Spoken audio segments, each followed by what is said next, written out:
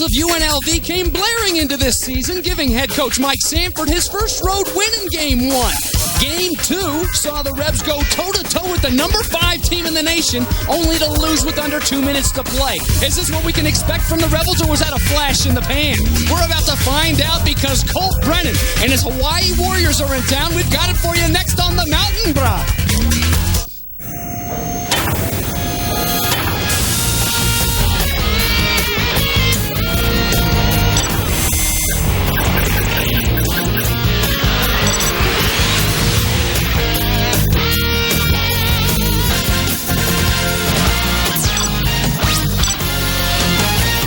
Viva Las Vegas, indeed. Plenty of action on the Strip and away from the Strip at Sam Boyd Stadium. UNLV hosting the number 22 team in the nation, the Hawaii Warriors, tonight on the Mountain. Greetings, everybody. Along with Todd Christensen, I'm James Bates. So glad to have you with us tonight. Back-to-back top 25 teams coming to town to play UNLV. They've got a tough one. Colt Brennan, who probably is the Heisman Trophy frontrunner right now. Mike Sanford said last week wasn't a fluke. We're a good football team. We're not just here to play. We're here to win this season. If they're to win tonight, they got to be lights out all night long. You know, sometimes there's a distrust of numbers when you see somebody score 5 touchdown passes or put up something that's just completely Nintendo. You say to yourself, this can't be right. But this guy, Colt Brennan, threw for 58 touchdown passes last year. He has 103 career. He's got a chance to go past Ty Detmer this season, who has the career record 121. He's accurate thus far this season. He has been throwing at a 76% clip accuracy. He does it all from all sorts of angles. The 6'3", 200-pounder is going to be playing at the next level. Now, on the other side, you've got Travis Dixon, who has shown that he can do both things against Utah State. He rushed for over 120 yards against the Aggies. And then last week against Wisconsin, as you mentioned, the number 5 team coming in, showed his wares with his arm, threw for over 250. He is primed after only 2 games to do something special for the Rebels. So back-to-back top 25 teams and back-to-back sellouts here at UNLV. Thanks in large part to all the Hawaiians in the house. We should have a good one for you on the Mountain. Kickoff is next. Don't go anywhere.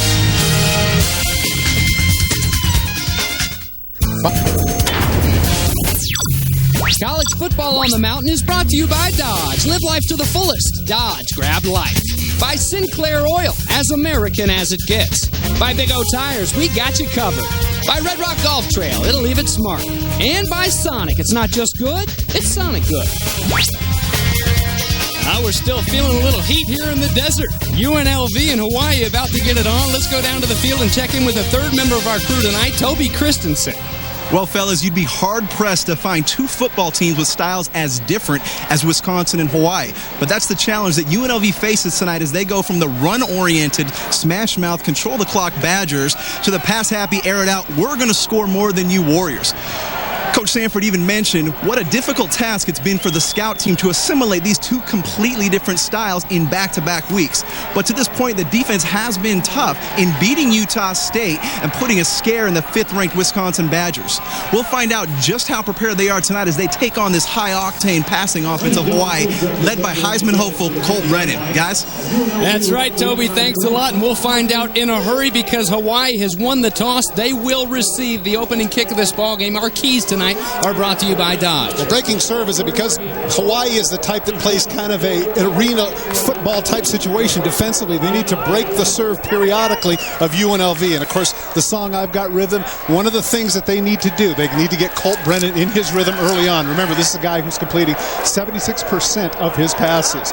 On the other side, don't go changing. And what I mean by that is UNLV can't break down. If they get a couple of scores early, they've got to stick with their game plan. But one thing they desperately need, they need a turnover. Give me a break. They need a huge play. They need something to go their way, because if it's even up, no turnovers in this game, UNLV does not have a chance. The musical theme, I like it tonight, Todd. Well, we are in Vegas after all. Absolutely. Of shows over on the Strip and here at Sam Boyd Stadium, where we will be a part of the 6th sellout in school history. It was a sellout for number 5 Wisconsin last week. Mike Sanford's squad losing in the last 2 minutes. There he is. Coach Sanford got his first road win against Utah State to open up this season, a 5-20 record. And he really feels like his team is ready to turn the corner. And they are jazzed to get into this season. A lot of feel-good coming out of that locker room. And June Jones brings the Hawaii Warriors to town, the preseason WAC favorite, 66-40. He's in his 9th year. Now, if Mouse Davis is the guru of the run and shoot, this is certainly somebody who's the chairman of the board. Nobody knows more about the run and shoot than June Jones. Deep to receive for Hawaii. There's Mouton, Ryan Mouton, the junior out of Houston, Texas. And kicking it off for the Rebs is Kyle Watson, and we're underway. Will not reach the end zone, and Mouton will bring it out. Mouton across the 25-yard line before falling through the turf. Ball popped out, but after he was on the ground, brought down by Quentin Pointer, a freshman who will have plenty of action tonight in the defensive backfield for the Rebs. James, because of the new rules and the kickoff from the 30, I say that a return for the to the 26 is actually a good thing for the defense. Doesn't that look like a season's numbers for some quarterbacks? Wow, and that's 2 games. Unbelievable. Well, and the numbers just keep on coming for Colt Brennan. 10 touchdowns so far this year. 4 touchdowns last week in the overtime win against Louisiana Tech. First snap from scrimmage for the Heisman Trophy front runner, and he'll try to dump it out to Leon Wright-Jackson. Incomplete on his first attempt. Elton Shackelford looked like he got a piece of that. Starting lineups are brought to you by Sinclair Oil, as American as it gets. John Estes, the center from Stockton, California, in there. And, well, there they are. The guys catching the balls from Colt Brennan. Got some good ones. Grice-Mullens, Jason Rivers, and Devon Best had a triple-triple last week. 3 guys, each going into triple digits. They will get theirs during the course of this night. Just can this UNLV defense stiffen from time to time just enough to help. Second down, the shovel pass back to Wright-Jackson across the 30. He's hit hard, bottled up first by Star Fuimano, and then coming to clean it up is Jacob Hales. Let's meet that UNLV Rebel defense. Again, brought to you by Sinclair Oil. Jeremy Gathers, 0 sacks this year. He was 3rd in the conference last year with total 5.5 sacks. Quentin Pointer, who made the opening kickoff tackle on the kickoff, will start in that dime package. And there you see the rest of the defensive backs. Pointer is a freshman, as is Shane Horton, number 21, the safety. So 2 freshmen getting thrown to the wolves here of Colt Brennan in Hawaii, the Warriors, and a 3rd and 4 coming up. In motion is C.J. Hawthorne. He'll line up at the bottom of your screen.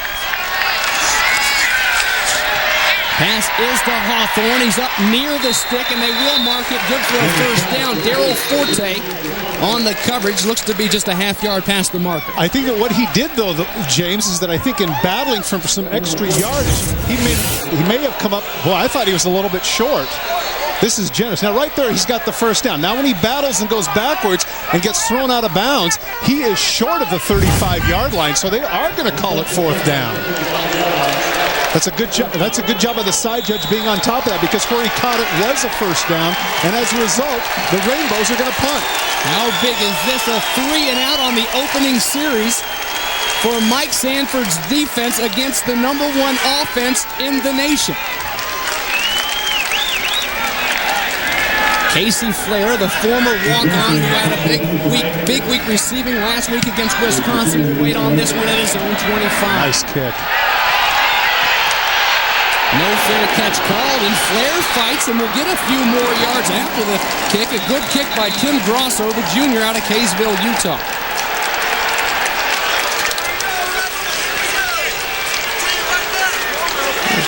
Grosso, 5'11", 121-pounder. That one went for 50 yards. So it'll be the 21-yard line where the redshirt freshman, Travis Dixon, and the Rebels will take over. You know, Grosso's going to like it here after doing all of that at sea level. It's going to be fun to have a little bit of altitude. It's a little taste of your own medicine. 5 wides. Summers will shift back and flanks Travis Dixon, and he'll get the handoff on the first play from scrimmage. Bottled up to Raffaelli and company. They're waiting on him. Let's take a look at that UNLV Rebel offense brought to you by Sinclair Oil, as American as it gets. Plunkett is a junior out of Henderson, Nevada, right up the road, a transfer from Colorado State. Flair and Wolf have been big time for this receiving crew, a receiving crew that's more of a possession-oriented crew, not going to blaze by anybody, but they have gotten the job done. Flair had 10 catches for 126 yards and a touchdown against Wisconsin, again with 5 wides, and again, Summers will line up back in motion. Here goes Dixon rolling out and fires it too high over the head of Casey Flair. Defensively tonight for the Warriors, Lafayette, number 67. He played nose guard in the 3-4 last year. It's a 4-3 look this year for the Warriors. Elamimian is one of the best in the land. Number 17, he can fly. And the secondary, Myron Newberry and Gerard Lewis are both Texans and both seniors. And you know they can cover, Todd. They get plenty of practice going against this offensive there. So a third down and long now for Dixon. Good protection up front. Let's it go to Straighten. Straighten's got his hands on it across the 40-yard line. A first down, pickup, and then some. Desmond Thomas finally bringing him down, but the damage is done, and a big pickup for the Rebs. It's a good job by Dixon of hanging in there against the zone. He gets the deep in route to Straighten, hangs right in the pocket, delivers the ball right on the money. Nice hands catch, bobbles it just a little bit. Take a look as he comes across the field. The white shirts come, but a little bit too late. But of more importance, I think, for Dixon, nice to have that throw, get a little confidence. And off inside to Frank Summers. This is what they want from the big man. Frank Summers lowers his pads, great body level, and Jacob Patek at the stop. But it's a first down, back-to-back plays for the boys in red. Well, as you well know, because I think you mentioned it earlier, his nickname is Tank, and at 5'10", 240 pounds, no way he is going down with any sort of arm tackles. You know what? He showed a lot of guts there by changing the ball to the other arm in the middle of the tackles, and yet he's able to get away with it. Offensive coordinator Todd Berry said he cherishes contact, and we saw it right there. The fake handoff to Wolf. Travis Dixon will keep it across the 30-yard line. Back-to-back first downs, and Dixon, the leading rusher on this squad, dives forward, knocking on the door here. Mario Jeber-Neal, the left guard, is going to make a great block. Watch as he cuts upfield. There's the cut block. He's able to knock him down, enabling him to get extra yardage. That looked like about a 3-yard play, but the guard is able to get out front, knock him down, and as a result, a first down for the Rebels. Again, the Rebels go empty with the tight end. Oh, boy, he had him open. Goodness. He had Wolf break into the corner there in the end zone, had a few steps on the defensive backs. Lafayette on the pressure, maybe causing Dixon to rush it a little bit. Well, one of the things that you have to do with an inexperienced quarterback is that you got to come back to him. You know, when he gets a little bit better and understands the field, that's when you can take off. Always a little bit tougher as they approach the red zone. But Dixon looks awfully good this drive, James. He's got 5 wide receivers. The slot man down at the bottom here is Peoples. A free play coming, though. They do blow the whistles. Puts that one up there, and whistles have blown. Myron Newberry, the cornerback, getting his hands on it, but this play is dead. But again, this is important. This is important for this reason. As a quarterback, he needs to follow through. He did the right thing. You got to follow through, because, James, I've seen a number of games. In fact, I've played in them when people just assumed, stood around, the guy made the play, and it turns into a touchdown. So the youngster showed some wherewithal there.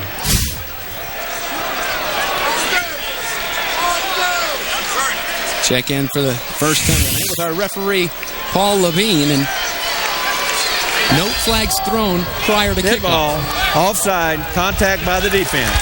Number 98, 5-yard penalty, replay second down. Flag thrown there on Francis Maka coming across early for June Jones' bunch. And already on this opening series for UNLV, you're seeing the rotation being thrown in there by this Hawaii front 4. New defensive coordinators, Greg McMackin. I say no flags thrown before the kickoff because last week this team was penalized for practicing the haka, the ritual that they dance that they do before their games, and the WAC officials call it a no-no. We've got a WAC officiating crew here tonight, but there was no penalty. Here goes Frank Summers. Tries to get outside. Well, James, you know, from my vantage point, I think that's ridiculous. I think it's cultural. I think it's exciting. And, of course, you and I have been to enough Brigham Young games to see how it fires up the crowd. It's all part of their past. And I like the fact that not only is it just done by Islanders, by Tongans and Samoans, you see some of the other people joining in, African Americans, Danes, Englishmen, Frenchmen. Come on. I mean, it's great. It's great. You're absolutely right. And you know, if Florida State can go out and jump on the hat in the middle of their field and all these pregame rituals, they should be able to do this. 3rd down and 2 for Dixon. Throws it into traffic, knocked down by Adam Leonard. Oh, goodness. Here comes a late flag. What they're going to do is that they're going to see that Leonard had his hand on the back. That you know what, James? Man, that's touchy from my vantage point.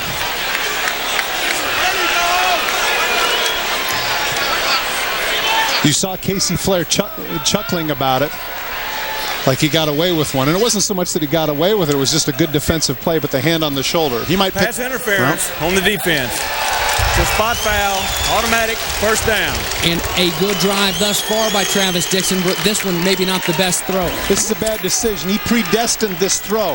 Now he throws to the middle. Boy, that's wrong. No, that wasn't it. That left hand may have been there, and you can see that Flair is begging for it, but I think that's one that they shouldn't have thrown the flag. He does, you know what? On second thought, I have to correct myself. He had his hand, the 8 and the 0 came together in a little bit of a scrunch. He almost used his jersey to propel his body forward and knock that ball down. Still good coverage by the linebacker. He's got to keep his hand off of. Frank Summers, the slot man, as once again the Rebels go 5 wide. And jumping across early come the Warriors. Now, you know what, James? It occurs to me now that they've done that twice in this series. And in both cases, you know, you saw that time he threw it into the stands. I'm wondering if they have that pre-planned, that they decided, you know what, we're going to see right off if they're going to jump and we can get some cheap 5-yarders. That's the second time it's happened in this series. And probably something that these UNLV coaches have seen a couple times in the Louisiana Tech game from Hawaii and in the Northern Colorado. And, of course, the one thing that it does, in addition to getting the 5 yards here early on, even if they don't jump off sides now, they're not going to be able to white-knuckle it, and they're not going to come off the ball anywhere near as quickly. And, of course, that means the pass rush is going to be mitigated. Travis Dixon clapping his hands, and how about this for a young leader? Just a redshirt freshman. Now, Rocky Hines, the big story. There were 2 fouls on the play. Offside defense, number 93. Personal foul on the offense. It's a dead ball foul. Number 80.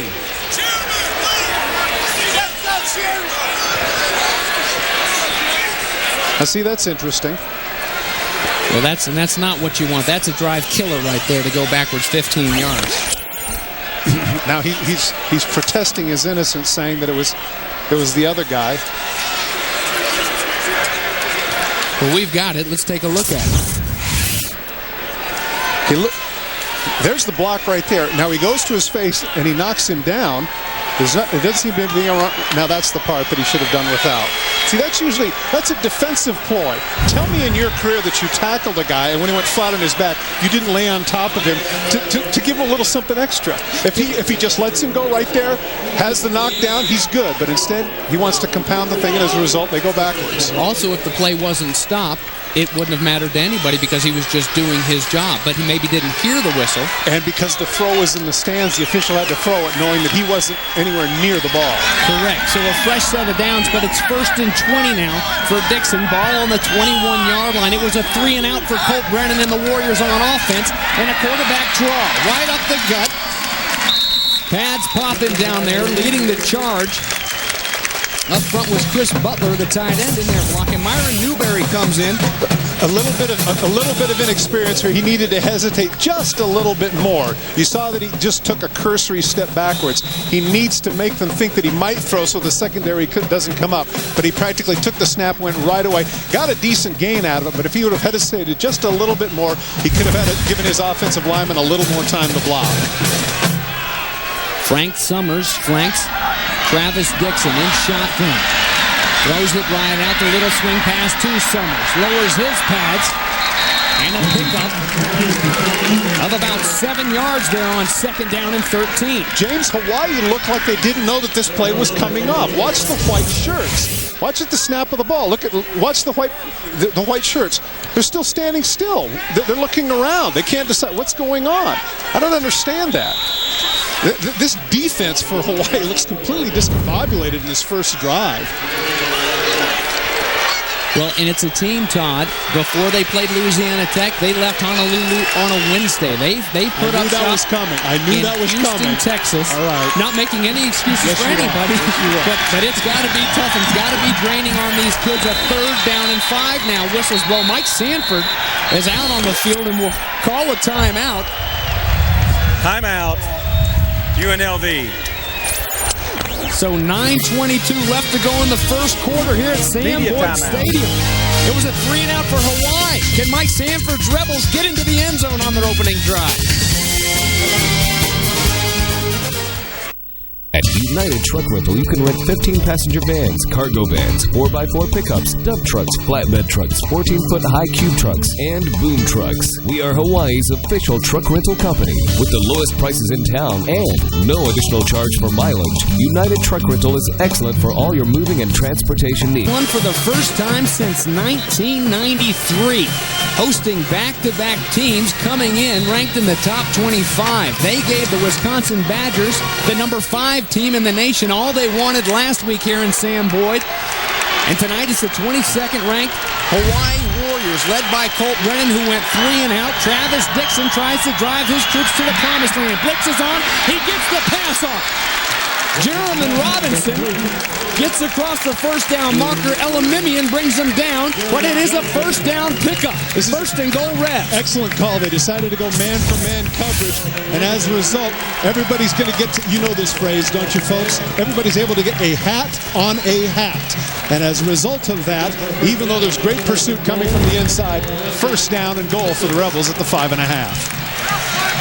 Mike Sanford called a timeout right before we went to break. Didn't like what he saw. Brought it over and talked with Todd Berry, who's up in the booth. 10 plays, 74 yards on this drive. A first and goal. Handoff to Summers. Waiting on him is Big Carl Noah, the defensive end. Okay, here's the experience factor, and this is something that Todd Berry has to realize.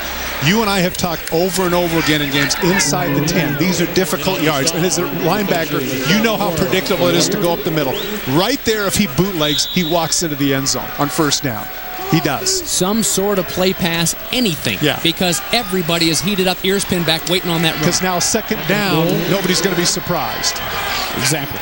And every game we have that discussion. And it is a pass. Go figure, too high for Summers. Coverage there by Adam Leonard, who led the team in tackles last year, the junior out of Seattle. So it's a 3rd down and goal now from the 6. This is a nice call because they had all the receivers crossing in the other direction and Summers going where it's vacated. Look at all the red shirts go off to the left. You can see Summers. But again, here's the difficulty, and this is part of the conversation. At 5'10", 240, he's not a great target. And so even though, as you point out, that wasn't a terrific throw, a little bit taller running back might add a shot at it. Rebels perfect on 3rd down this drive. 2 for 2. Can they make it 3 for 3 and get into the end zone here? To Summers. Lowers his head. Dives across. Touchdown, Rebels.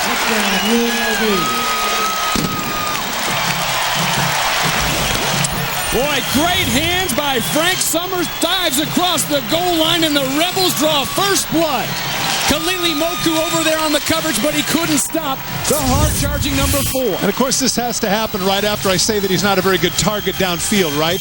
But this is great protection for the offensive line, enabling Dixon to go to his 3rd read. He wanted to go in the end zone. You can see he doesn't have a chance there, but he's got plenty of time. A good 4 seconds enables him to get the ball out to the tank. And, of course, when that big body is heading forward, that's going to be a touchdown. And I can tell you right now that I'm wondering if you might want to replay because his knee clearly hit between the 1 and the 2. But sometimes when you extend like that, they're willing to give you the gift. And I'm wondering if that's what the official's talking about right now. James, just for sake of argument. I wanted to tell you that when I was in a Pro Bowl about 100 years ago, I got a touchdown doing this very thing. His knee clearly hits before. See right there, he's down. The previous play is being reviewed. You know what it reminds me of a little bit? Do you remember a couple of years ago on a 4th down when Michael Vick, see right there, his knee's down. Right now. Right now his knee is down, but the ball is out. And so that, do you remember that game? I'm trying to remember. Michael Vick, went airborne on a 4th down.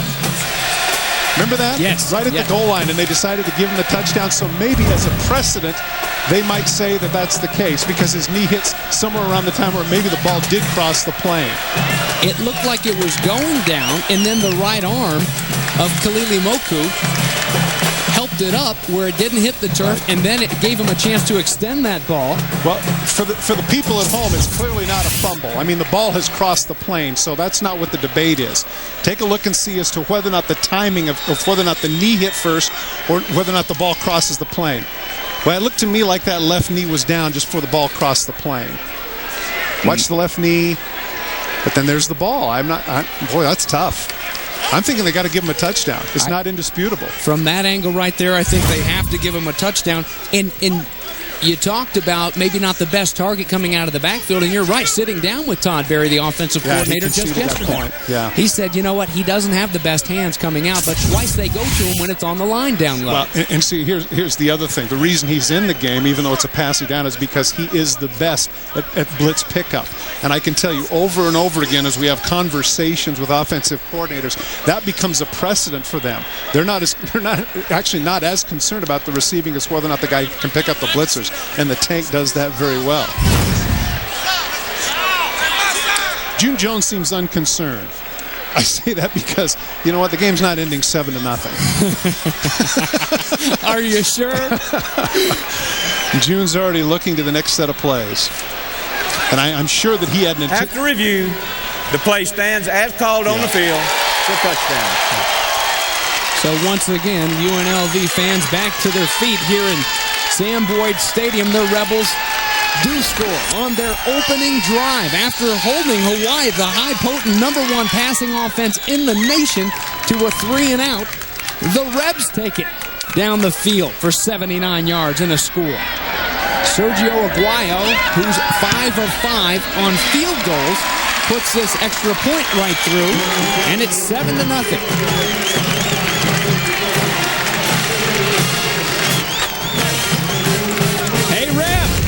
Guys are on top thanks to the redshirt freshman Travis Dixon and the JUCO transfer Frankie Summers. 7-0. We'll be right back to Sam Boyd.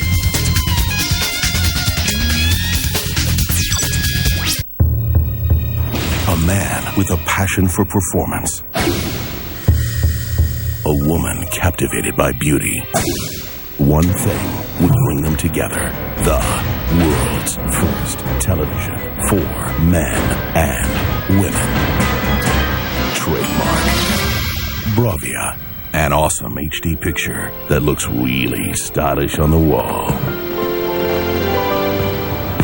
Sony, like no other. Fuchikawa-san. Well, the UNLV Rebels have won 3 of the last 4 meetings, including 2 straight in Vegas over the Hawaii Warriors, and they draw first blood here tonight against the number 22 team in the nation. Beautiful Las Vegas. Wow. Nice sunset after a sultry day. Did you say sultry day? Sultry day. Sultry, wow. Again, Mouton will take the kick. Mouton's got a gap up across the 30. Boy, when he gets going north and south, look out.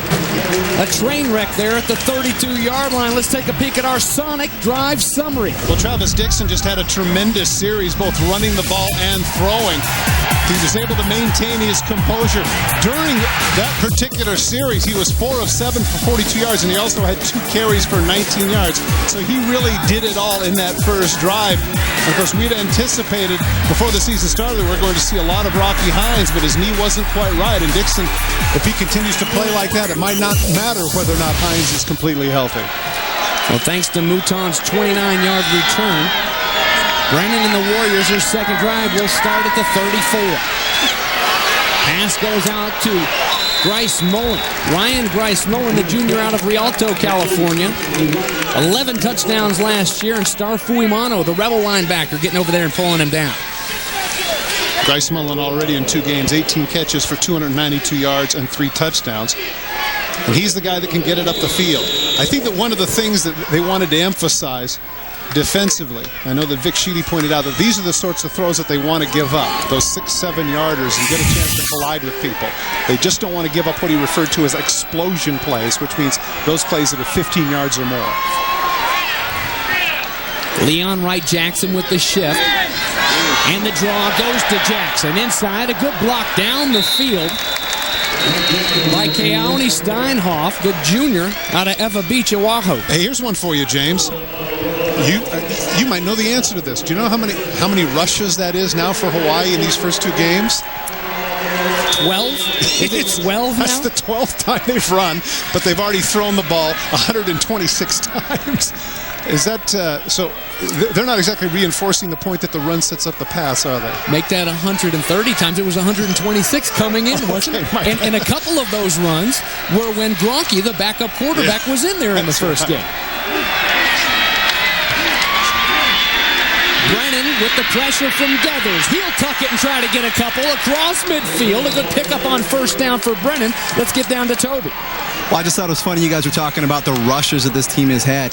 It's interesting to note that that was actually the 7th rush for their leading rusher on the season. So coming into this game, their leading rusher actually had 6 carries. I just thought that was pretty funny, guys. Well, and Toby, I was talking to their new SID, Derek, who's done an excellent job following this crew around the country. And I asked him, I said, I didn't see Leon Wright-Jackson on the depth chart.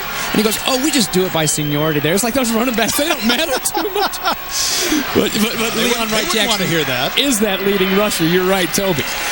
David Farmer in the backfield now with Brennan. Steps up in the pocket and lets it go. Right on target. Another first down for the Warriors. Again to Grice-Mullens. Here's the difference sometimes between the inexperienced quarterback that you have with UNLV and the experienced quarterback with Hawaii. Watch as he looks. He goes 2 different places. Now, instead of bailing out, he steps up. He doesn't take off. He's able to deliver the ball. Grice-Mullens moves within that zone to give him that opportunity. This is great footwork. I heard that his footwork was very average. That was a tremendous job of moving his feet, stepping up in the pocket, and delivering the ball on the money. That has been one knock on Brennan, his mechanics. And while his footwork was good, he did sling that one sidearmed, and he has had a lot of balls batted down because of that. Gets this one off the Hawthorne. C.J. Hawthorne, the senior out of Gulfport, Mississippi. If you talk to June Jones will tell you that we are patient. The receivers, of course, want to get the big plays, but there's a man who can drive you 80 yards. He's not afraid of that because he knows that that's what the run and shoot can do. This is the other thing he'll emphasize, and that some people think is a misnomer regarding the run and shoot, and that is, it is ball control. It does control the ball. They're able to get it down the field incrementally or in big chunks. Warriors doing just that on this drive. Their second drive of the night, a 2nd down and 2 here. David Farmer in the backfield with Brennan. And again, he goes to that near sidelines. And again, it's complete. One more time to C.J. Hawthorne. Milvon James, the left cornerback, transfer out of UCLA on the coverage. Well, what this does is this does set up an out and up. I believe this is the 3rd time now that they've gone to that side with that particular route. And of course, you have to play off. Milvon James is there. Great job with the feet. First down for the Warriors. An 8-yard gain. Grice-Mullens, C.J. Hawthorne, Jason Rivers, Devon Bess. The 4 stud receivers for this Warrior offense. June Jones said that's a better package of receivers than I ever had in the NFL. And he coached some great ones. Handoff inside to Polaris. He's spotted up. A short gain of maybe 1 there on first down. Bo Bell in his first stop of the night. I was just thinking to myself, James, you and I have done a number of Air Force games, and this is the polar opposite. This is the antithesis of the old Air Force offense, which is, of course, they ran the ball, and then, of course, when they did with that one play action, it was big play. In the case of Hawaii, they throw the ball so much that you would think that when you do run the ball, they're going to get a big play, but Bo Bell said no. Absolutely. A good open field tackle. He could have gone anywhere. There's a lot of room to wiggle there, and Bo Bell staying right at home, not getting lulled to sleep. Second down and long, Noah. Again, handoff inside to Polaris. Shane Horton, the true freshman, on the stop. A pickup here of 6 yards, so a third down and short coming up. Well, here's Bo Bell. You just talked about him. He tries to fill the gap, and again, he's at his unfamiliar middle linebacker position. He overruns the play, and as a result, that's a pretty good pickup for Polaris, and now it's third and only about 2.5. Bo Bell, who's moved to that middle linebacker slot in this nickel package. A third down and 2. Plenty of time for Brennan. Right on target again. It's complete and down inside the 5-yard line. Bo Bell, Shane Horton on the stop, and the first time we've seen Jason Rivers with his hands on the ball tonight. Here's the confidence you have when you're Brennan. Watch him look to your left, and now he comes completely across the field. That's a difficult throw. He has to throw that through 2 hash marks. It's a great job after the catch, but Brennan looks people off, now comes back against the grain. One of the discussions regarding Brennan at the next level is his arm strength. Look pretty good right there. His offensive line, the guys up front, and look good protecting for him there. James, sitting next to us up here in the booth, I'm counting probably at least a dozen scouts that are here to see number 15. First and goal. Handoff goes to Farmer, doesn't get in. Second down and goal coming up. Big David Farmer lunging forward, the junior out of Santa Cruz. Now, supposedly, this is the weakness of the run and shoot, James, and that is that they don't have necessarily the elephant group. When they have all those wide receivers, they don't have that extra blocker. But again, you know, I'm always surprised as how people want to rise to the occasion when somebody tells them they can't do anything. June Jones has a couple 300-pounders right there along the offensive line, and he wants a timeout. June Jones running out onto the field. We saw this at the other end of the field in the red zone from Mike Sanford, and June Jones will get that first time. Timeout. Hawaii. So media timeout. It's important. Got to get these points and answer. That's what it's all about tonight, answering that bell. Hawaii businesses know recruiting and retaining employees is a crucial element in running a successful business. Offering a solid benefits package definitely helps attract and keep good employees. That's where Benefit Services of Hawaii can help. For over 20 years, we've been providing employee... Sun's going down in Vegas, and Colt Brennan and the Warriors trying to go right down the field and answer a second down and goal from the 1 for Brennan's offense. Farmer lined up directly behind the quarterback. That's in motion behind that big offensive line, and they do answer. On the board for the first time tonight, the Warriors on the ground. Colt Brennan in from 1 yard out. Seems appropriate that he would get the touchdown because he was certainly the catalyst of this drive. 7 for 8, 54 yards. And here's the interesting point, James. The defensive coordinators for UNLV are saying, you know, we want to make them drive. We want them to go the length of the field. Well, that's exactly what they did. 11 plays, 67 yards, and nearly 5.5 minutes. Here's Dan Kelly, who hit a 49-yarder with 1:34 remaining last week to tie it and take it into overtime. There's that melon on the other side. There you go, the 8 Hawaiian Islands. Colt Brennan, the fiery leader. Boy, do they love him. There in Honolulu, all across the islands. And, you know, really, they call Las Vegas, Todd, the 9th island. There are 350,000 or so transplanted Hawaiians up here. Yeah, but, you know, one of the things regarding, I think one of the reasons he's adored besides the obvious, which is he produces such numbers, he was slated to be around a late first, early second round pick. So clearly, he was a guy that was going to make some money. But he's willing to stay for his senior, which is surprising because he's 24 years of age. You would have thought he jumped at the money. But he just loves the lifestyle. He loves being over in the islands, as you point out. he's a loose guy. He personifies the shot, that shock of the hang loose. He's as famous over there as Duke Hanamoku, the swimmer and surfer from way back in the day, the father of surfing. Well, wait a minute. Speaking of fathers, your son down on the sidelines, Toby Christensen, has got a word for us.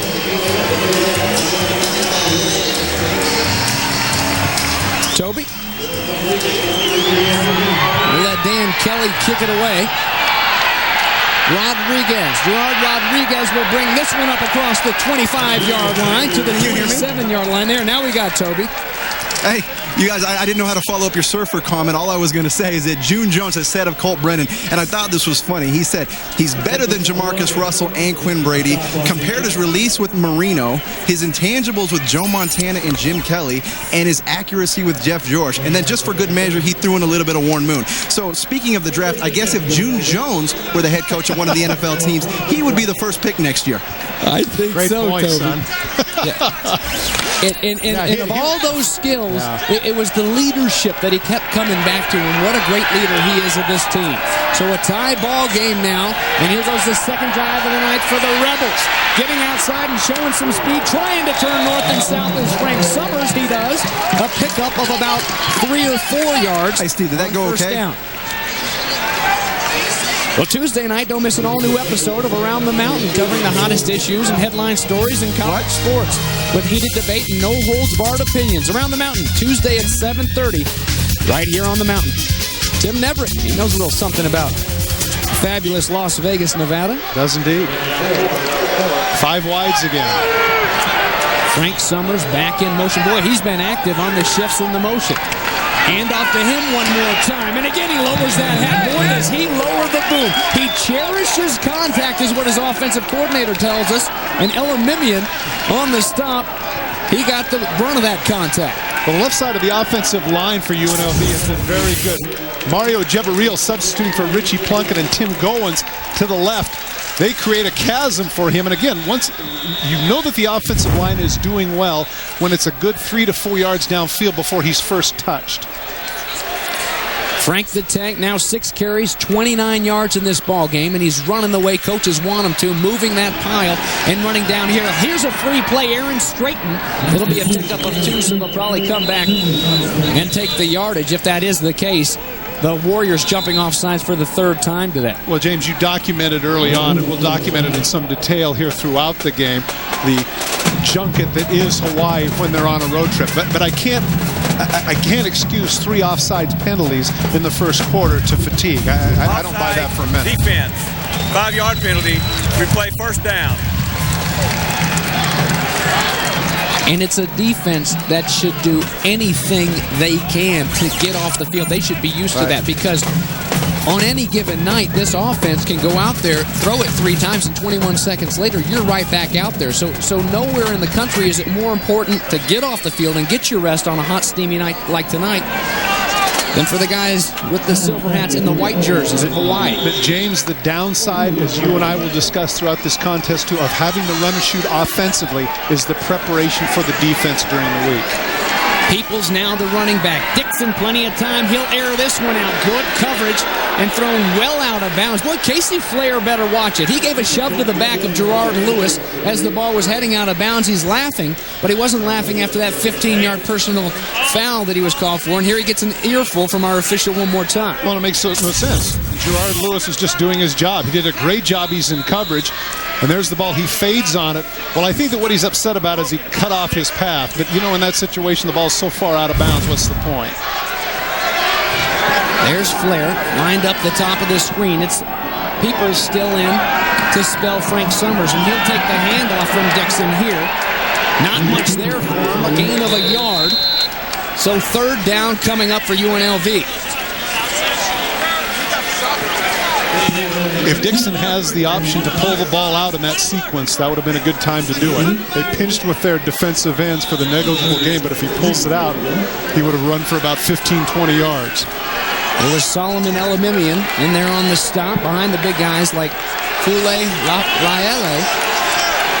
And a 3rd down and 3 now. 3 of 3. These UNLV Rebels on 3rd down conversions. Trying to stay perfect. Too high. for Peoples. Incomplete pass. I don't want to harp on the inexperience factor, but that ball was thrown far too soon. He had plenty of time. He's in the flat, catches the ball, gets tackled for a 6-yard gain, and it's a first down. Instead, Dixon hurried his throw, threw it a little bit too high for Peoples, and now Hawaii gets their first break of serve, as it were. Their first stop of the game. Brian Pacheco, the senior out of Peoria, Arizona, transferred from Glendale Community College into kick. It's Devon Best waiting at his own 17-yard line. Ball takes a Warrior hop right into the hands of Star Fuimano. Are you a fan? Let me ask you this, since we have a little bit of a break. Are you a fan of the rugby punt? Oh, absolutely. Are you? I'm a fan of it, especially when you get a guy that'll tuck one and run one. And I'm a fan. The reason I say this is to keep teams honest, that they're going to keep somebody there as a safety when the return is on to make you punt. Because if not, and you've got a heady punter that can tuck it and run for 5 yards and a first down. But on the downside, you are giving up some yardage on the punt. You're giving up some yardage. And I'm against this team. You want to get all the yards you can. Absolutely, a 40-yard punt there for Pacheco. And one more time, here comes Colt Brennan. Swings one out to Best, down the sideline, across the 40-yard line, across the 45. Finally brought down by Daryl Forte. Big pickup on first down for the Warriors. Here's what ends up happening with the inexperience of the defense. We'll get a chance to show that when he looks to the one side and then the receivers head to one side, watch what's going to happen. You're going to see receivers go over here, and then you're going to see everybody go in this direction. The veteran quarterback comes up, looks back, and Best is just completely untouched. He was able to get lost. He breaks a tackle, and now he heads upfield. That's the inexperience of this defense, and one of the difficulties. I know they're terrific athletes, James, but sometimes when you're going with true freshmen in the secondary, they're going to try and read the eyes of the quarterback, and that's the wrong guy to try and read the eyes of. Smiling eyes on Colt Brennan right now, and for good reason. Big Devon Best, 5'10", 195-pound junior out of Oakland. At the receiving end of that 29-yarder. All the damage done on the run. We've got a good one here. Tied at 7. That's the end of one. Let's go.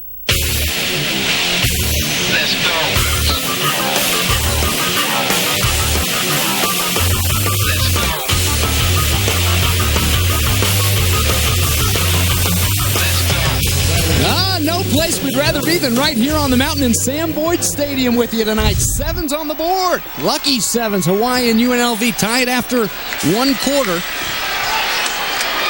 15 to go in the first half, and it's a handoff. Polaris gets to the corner, turns it north and south, and that's a first down pickup as he crosses the 40-yard line. Daryl Forte forcing him out. Didn't quite make the 40, rather, but still enough for a first down. Watch Jason Rivers. It's clear that the receivers here for Hawaii are not used to blocking much. Watch number 84, just to the right of your screen. There's a hole. He's kind of shielding him there. He's not quite sure what to do. Oh, you know what? I'll just get in his way. That's good. And that was enough to get him the first down. They don't block too much. He's big enough to get in somebody's way. 6'2", 190-pounder. Brennan, 8 for 9, 83 yards. His long coming, the last play of the first quarter to Devon Best of 29. There's a shovel pass underneath. There's a good way to pick up some easy yardage. To the sideline, across the 10. Diving, doesn't quite get in. Stepped out at the 1. Polaris is forced out by the freshman, Quentin Pointer. A 41-yard gain on the shovel pass from Brennan. Daryl Forte makes a bad decision here. Number 8 comes out of the secondary. Watch right here. He's going to come up and just get completely juked. He overruns the play, and as a result, that enables him to get to the outside. And Polaris just steps out of bounds before he can get over for the touchdown. But if he doesn't get juked on that play, it's about a 7 or 8 yard gain. Not the big gain that it is here to set up Hawaii for its second TD. Well, Brennan has thrown a touchdown pass in 28 consecutive games, but they keep getting the ball down on the 1 yard line. He ran it in from 1 yard out at the other end in the first quarter to give the Warriors their 7 points. The handoff to Farmer, lowers his hat. Does he get in? No, he doesn't. Not much there from Star Fuimano waiting on it. He did, but you know what? It appeared to me that in that first part he was able to get over and got shoved back. If we get a chance to take another look at it, I thought he was over. And by the way, number 48, can he be anything but a fullback with that number? Seriously. You have to be a fullback with number 48. Maybe a backup linebacker. Backup linebacker or backup tight end. That was 46, for goodness sake. So I understand those nondescript numerals. Bucky Betcher playing another WAC team, the Wyoming Cowboys up there at Boise. Again, Brennan behind the big guys up front. And again, into the end zone from 1 yard out. 2 rushing touchdowns for Brennan. And Hawaii's on top, 13-7. Well, for those of you so-called geeks out there that are big on fantasy, I realize that in this case he's not getting touchdown passes, but at the collegiate level, remember that they have that stat that's known as touchdowns responsible for. So in the case of Brennan, he still might set another record with touchdowns responsible for. That 1 yard touchdown surge set up by the big pickup by Polaris, the running back. So here's Dan Kelly in one more time. He was perfect on his extra points last week, and he's perfect 2 for 2 so far in this one. Putting our score, the Warriors up by 7. Media. 14-7, 13:58 to go in the half. In my younger days, I made lots of mistakes. I hung out with the wrong people. Got into some bad habits. I neglected my relationships. The drinking was the worst. Now we're talking a little bit about having that Hawaii on the side of his head, the islands carved in there. I just thought of something, James, that would really be difficult. Can you imagine if Casey Flair wanted to do the same thing, native of Anchorage, Alaska?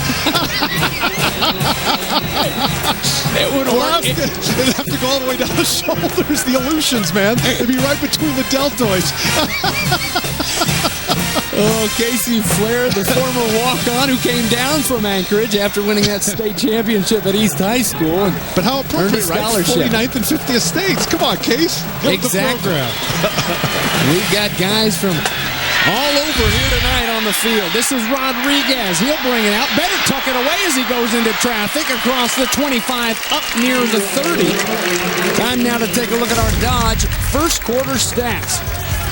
83 passing yards for the Warriors and 42 for the Rebels. It was 2 rushing touchdowns. The first time Colt Brennan has ever done that in one game. There you look at the 3 for 4 on third down conversions for UNLV. That's big, and they'll have to come and try to answer right here. But what's even bigger, James, as strange as it sounds, it's the one they didn't convert.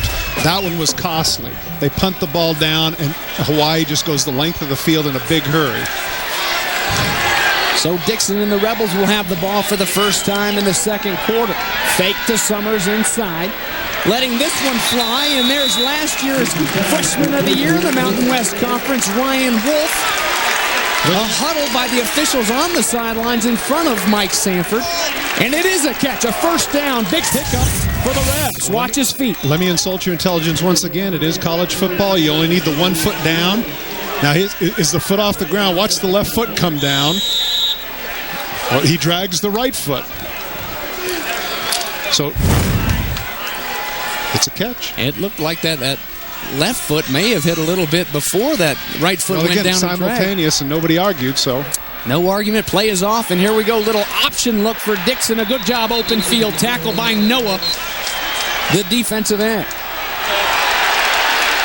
And here comes another flag right in the vicinity of Casey Flair. He's pleading his case, but it will be 15 more yards tacked on against the junior who we just mentioned from Anchorage, Alaska. He just had a 15-yarder in the first quarter and stayed on the sidelines for a while. Dead ball foul, number 80 on the offense, 15-yard penalty, second down.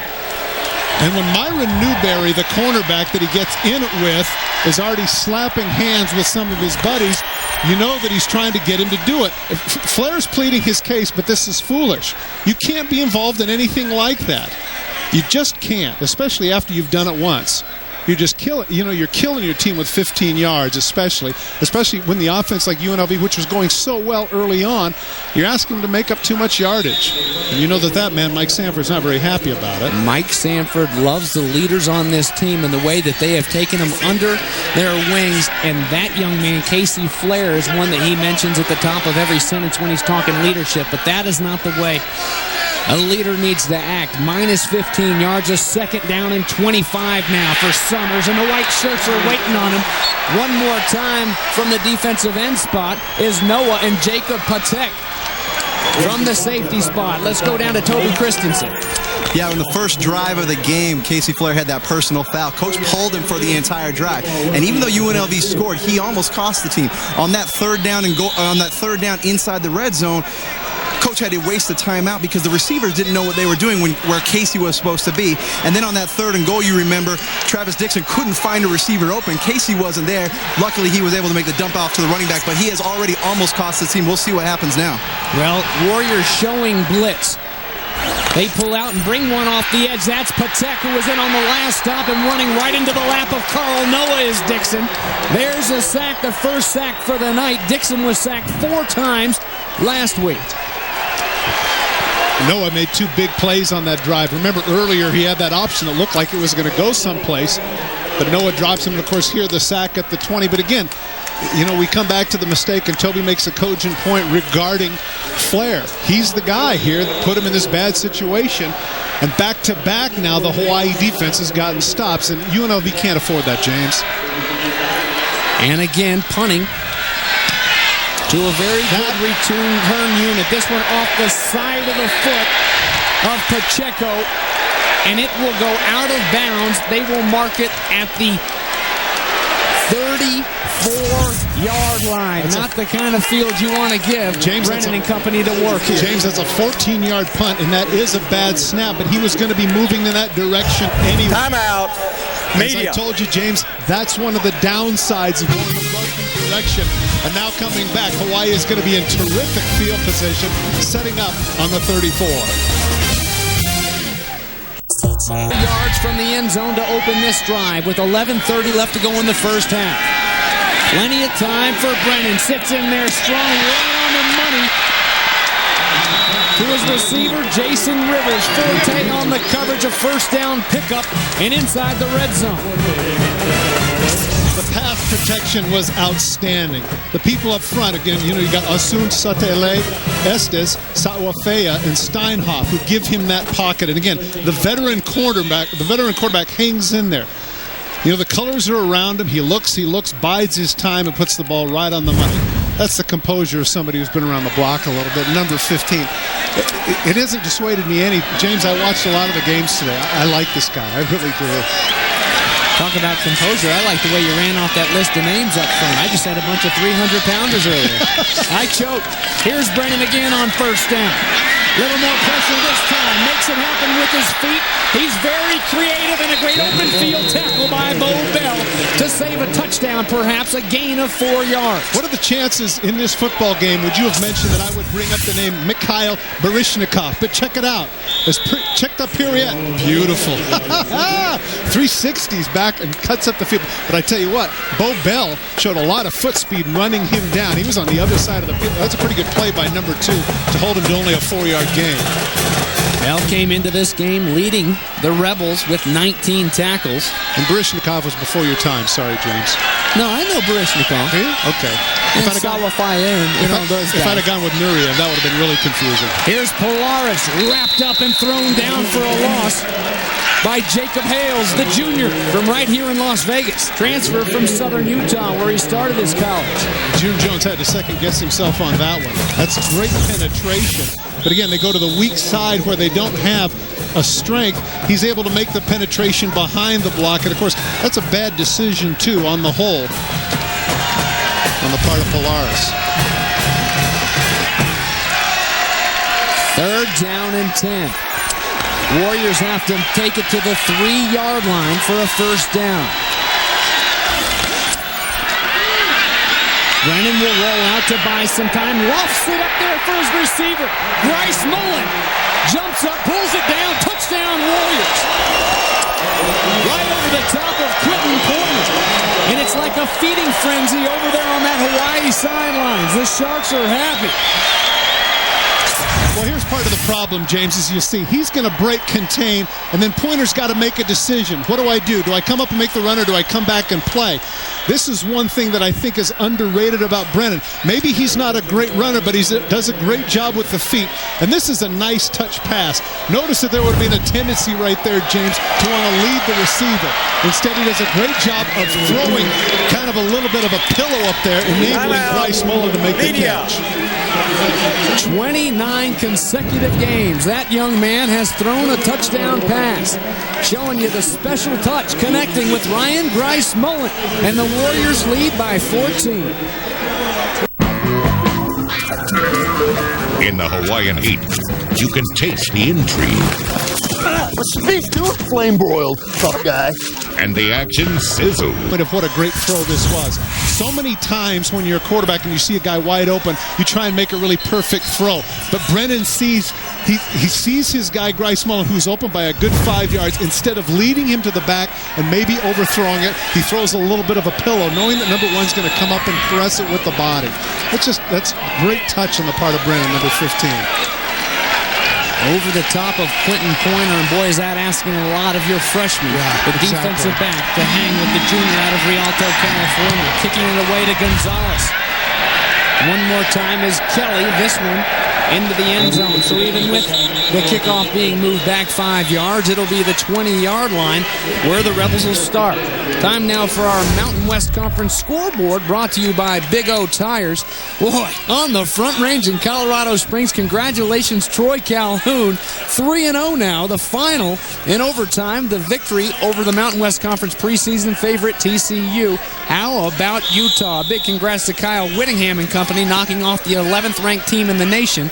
New Mexico just underway against Arizona. San Diego State up the road against Arizona State, and a good one there in Oklahoma. Not exactly a defensive slugfest there in Oklahoma. James, that's why they play the games.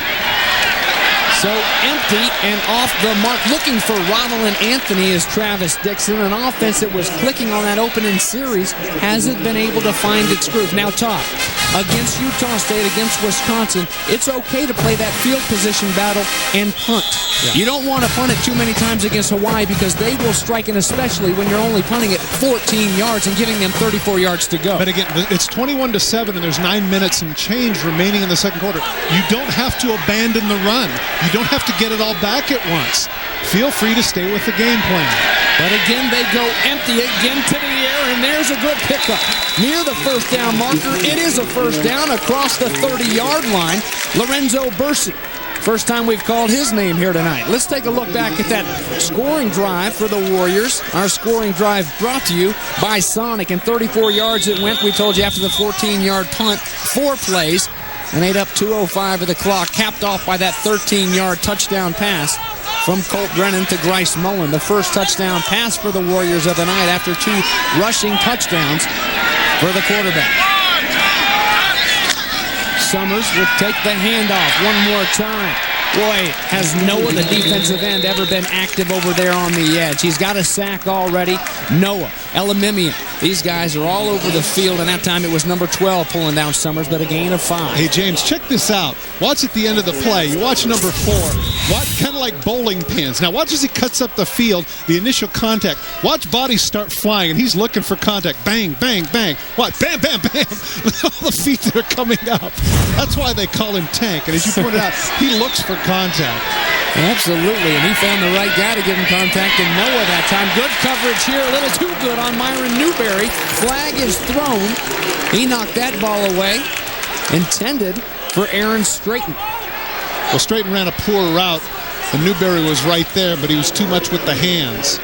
Newberry needed to turn around. He had a chance at a pick. Pass interference, defense, number 3. It's a spot foul, automatic first down. Got to run that dig route just a little bit deeper. Strayton able to get away with that.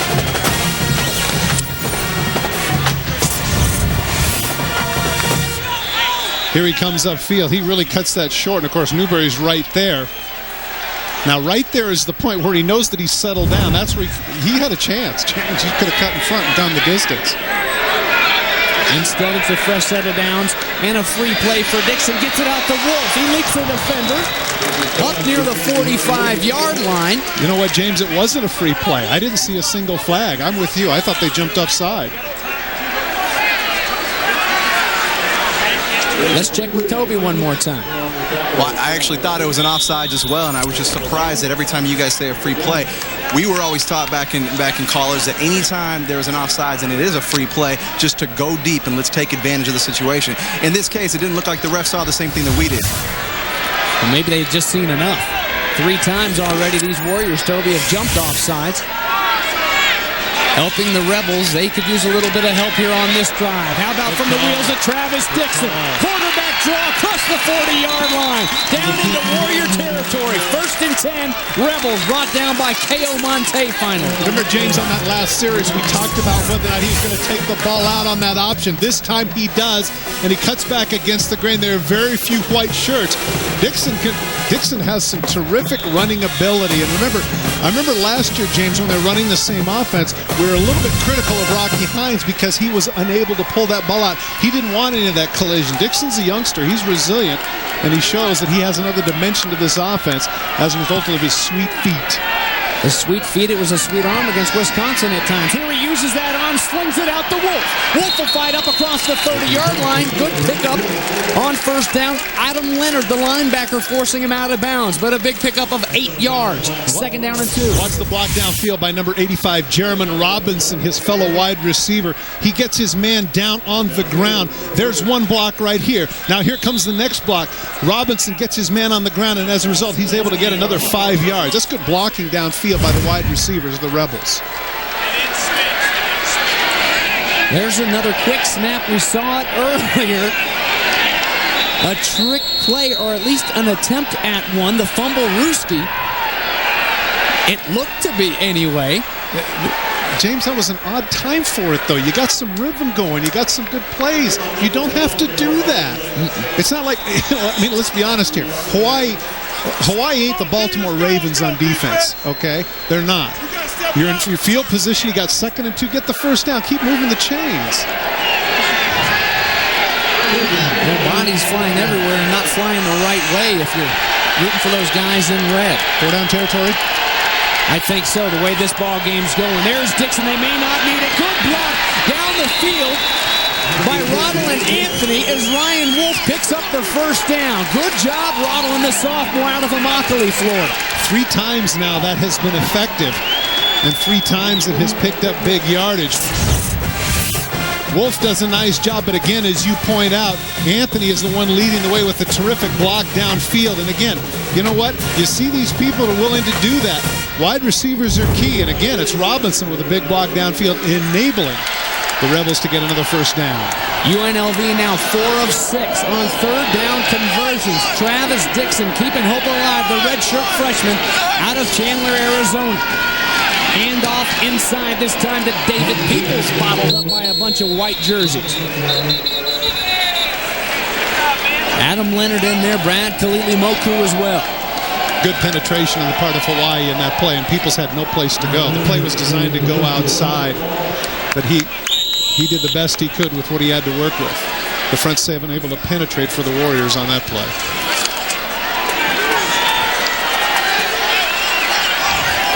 There's Gene Jones' 9th season there in Honolulu with this Warrior program. Peoples will remain in and flank Travis Dixon. The swing pass to him, almost picked off. Boy, that's scary. Myron Newberry got a paw on it, but he couldn't pull it in. It would have been gone to the races in another 6. And again, one of the things that happens, too, with young quarterbacks, he's trying to lead his man, but he needs to throw this a little bit harder. Look at the softball. You can see right there at the end, he pushes the ball out to Peoples. And you're right, that would have gone the other direction. He needs to do, you know what, in that situation, you don't throw it as hard as you can, but you do have to drill it, give him a chance to catch the ball and look downfield.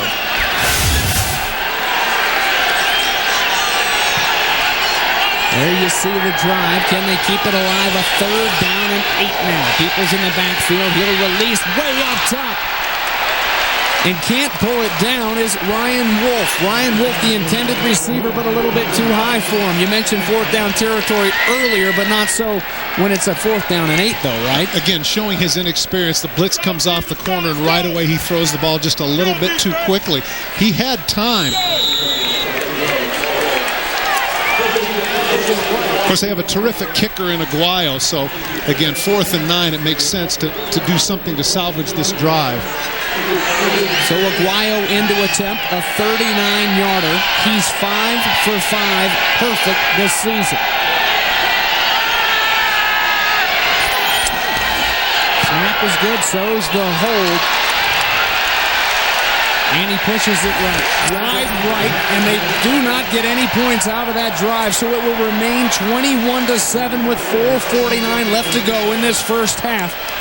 Ball back into the hands of the Warriors. Next week here on the mountain, it's a triple header. Next Saturday, the 22nd, Air Force and BYU get it going at 1 p.m. Mountain Time. That should be a good one. Following that is Portland State at San Diego State, talking about the run and shoot. That's at 3:30. Then we finish the day with Utah and these UNLV Rebels at 7 o'clock. All those times, Mountain. Now we get a chance to, next week, you and I, James, with Portland State. Former defensive coordinator for June Jones, Jerry Glanville, and of course former head coach of the Houston Oilers, and defensive coordinator for Atlanta. He's the head coach now for the Vikings. How about this throw? Colt Brennan in the air, showing the arm strength and getting it off to Grice-Mullens. Ryan Grice-Mullens, there is a flag down on the play, and this one's coming back. A holding will be called on the Warriors. Boy, how about just the way he creates, the instinctiveness of this quarterback, Colt Brennan?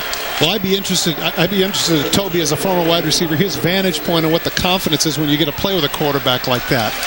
Get to run some of those routes and just take off downfield.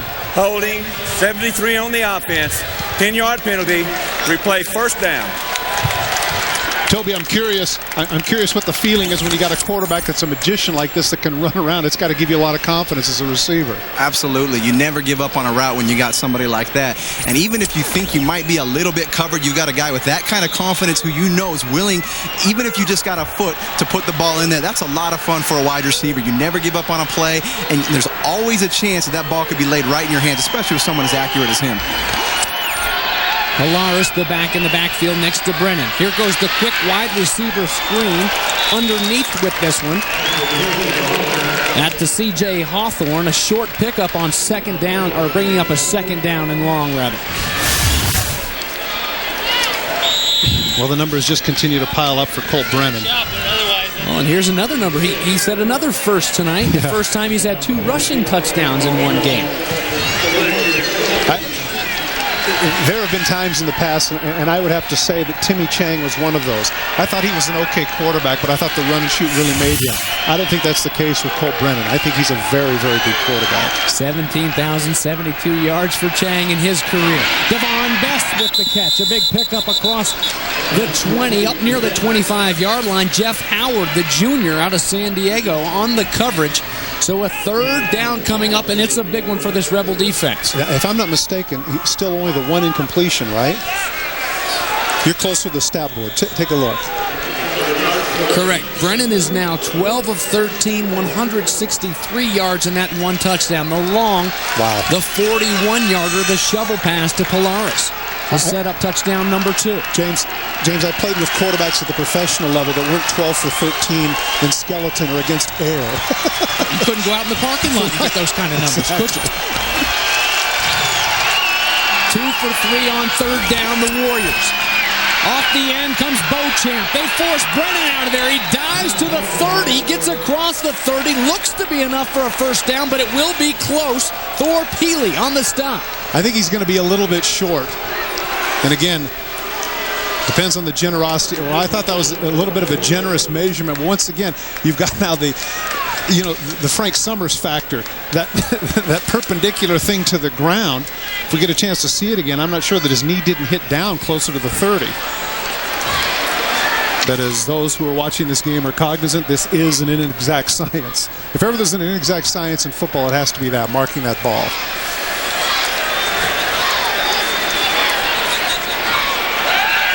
Well, science that works out in the favor of the Hawaii Warriors. A first down pickup on the ground for Brennan. Let's take a peek as he stretches out. There's Peely pulling him down. Okay, the knee is down there. There's the difference. Watch the knee go down before the arm goes forward. His knee's down right there, right at the 30-yard line. He stumbles forward. But as I say, you know what? In the course of the game, when there's movement, sometimes you don't get that right. Break for the Rainbows in that situation. Big Bo Bell, the senior, looking to come up with a big stop for this defense. Can they get a turnover? Hawaii turned it over 4 times last week. Brennan way up top. C.J. Hawthorne can't run under it. Incomplete on first down. They had what they wanted. They had Hawthorne to the post, and it appeared to me that he needed to break over just a little bit. You know, he had all of the grass, and that's what Brennan is pointing out. Going to be coming right at you on the post route. Brennan's anticipating that he's going to cross the field, but he continues to go straight. Doesn't bend in quite enough. Again, I'm not blaming it on Hawthorne, certainly. I think it's well within reality that Brennan didn't have as great a throw as he has the last time when he only had the one incompletion. Kealoha Polaris next to Brennan in the backfield. Here comes the pressure because the screen was on right into the hands of Polaris. Incompletion number 3. Elton Shackelford with the pressure and right into the breadbasket of the freshman. Polaris, boy, he would have had some ground right there to go. Not Brennan's favorite. Take a look down here at the bottom, and you're going to see the gap that he had. He just lobs it. Look at that, not even a spiral. Goodness sakes, you're right, James. He had you don't even see a red shirt in the picture. He may be on the strip by now, still running behind those big bombers. No red jerseys in sight, so again, a 3rd down and 10. Fuimano with the blitz. Polaris picks him up. Here comes Geathers. Can't pull him down, but Bovell does. The Reds get the stop on 3rd down. Jeremy Geathers in there as well for his first sack of the season. There is a yellow flag on the field, though.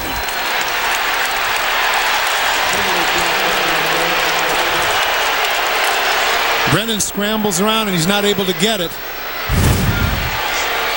But it appears because their offense is coming back on the field that this is going against UNLV. And how frustrating is that? That's got to be depressing. You do so well, you finally come with 6. You sack the quarterback.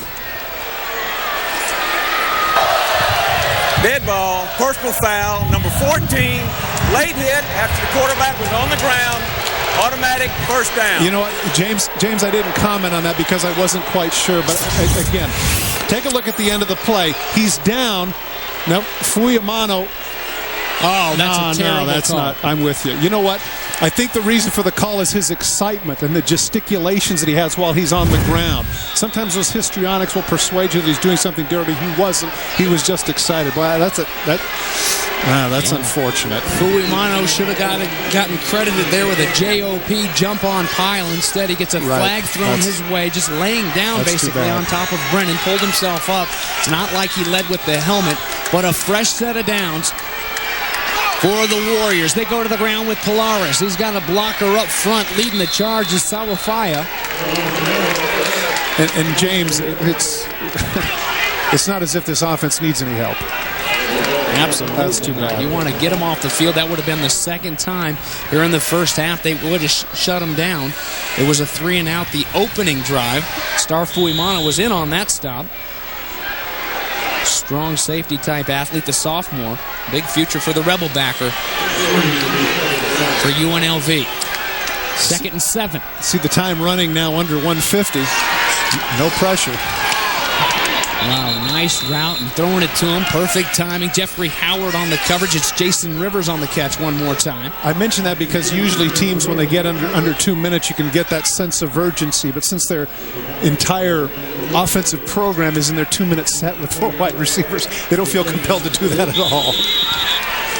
And I'm anxious to get into this conversation, you know, the preparation for a team like this as this game goes on, because you do have to have a lot of DBs in this day and age in college football because everything is so spread out. It's not that conventional run game, and then all of a sudden you're shocked with the running shoot. But it is different still. Another third down here. 3 of 4 on third down conversions for Brennan and the Warriors. They bring the blitz again. Brennan dancing with those feet, makes a couple moves, dives, but he won't get the first down. A gain of 1, he needed 4, and the freshman with the big stop, Quentin Pointer. And that was a big stop. Brennan has been able to escape the rush time and time again, cuts back against the left, but now it's open field. Can he get past the freshman? He cannot. Great strength of the left arm, drops Brennan, and Hawaii wisely is going to punt. Grosso will punt it to Casey Flair, the first time we've seen him since that second personal foul penalty. Fair catch called and taken at the 13-yard line with 1:08 left to go here in the first half. Hey, Todd. Yes, James. Ready? Okay. Hey, we got a pep rally next week. It's next Friday. You can kick off your football weekend with the premiere of our Friday night pep rally presented by Invisible Shield by Zag. Come celebrate as we count down to next Saturday's games live from LaVell Edwards Stadium at BYU. Friday night at 8 right here on the mountain. Boy, those Cougars need to come away from Tulsa, Oklahoma with a win tonight to make that pep rally a peppy one. Fumble it, F-U-M-B-L-E-T, fumble it. You know what, though? At Stanford, they go, harass them, make them relinquish the ball. Summers will take the handoff from Travis Dixon. I prefer let's get a little bit rowdy. R-O-W, a D-Y. No, it's not. No, come on now. You're from the South. It's not Y, is it? It's Y. R-O-W-D-Y. You got it. Now, I was curious as to what UNLV was going to do here, and I'm surprised. I think they should be content just to run the thing out. We run on first down. The clock will go now under 40 seconds, but Dixon back there to throw. A little bit of time, and he'll send this one out of bounds. Now you got to be careful because there are 2 timeouts left for Hawaii. Right. You kill the clock here and help them out, and it's third down. You don't get the pickup here, and you're punting to the #1 punt return team in the nation, and Colt Brennan and company coming out on offense. James, I don't understand that. Clearly on first down, it would appear that that's what they were going to do. They ran it to the tank, got a couple of yards. I thought they were just going to run it out. Why would you change course here on second down? I don't know. Todd Berry, I would question that call. Well, again, they line up in 5 wides. And again, it's 5 receivers into the game. Here comes the blitz off the edge. The big pass and the big pickup there at the 30. Doesn't get out of bounds. That complete to Aaron Strayton. And the Rebels will use a timeout. So there it works for them, Todd. They do get the fresh set of downs with 26 seconds to go in the first half. But James, again, if the design was that, why would they run on first down? I'm confused. Now they have to, of course, to use a timeout here at the 31-yard line. Now, on the bright side for UNLV, I'd say that was Dixon's best throw of the night. Came across his body, deep out route. It's a pretty good throw. Beautiful night here at Sam Boyd Stadium.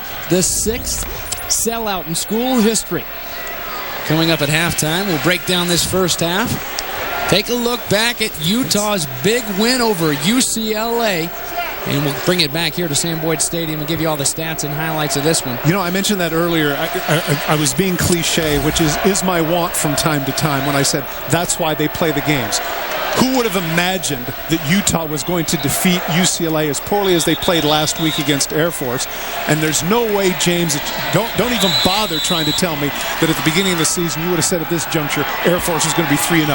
No way.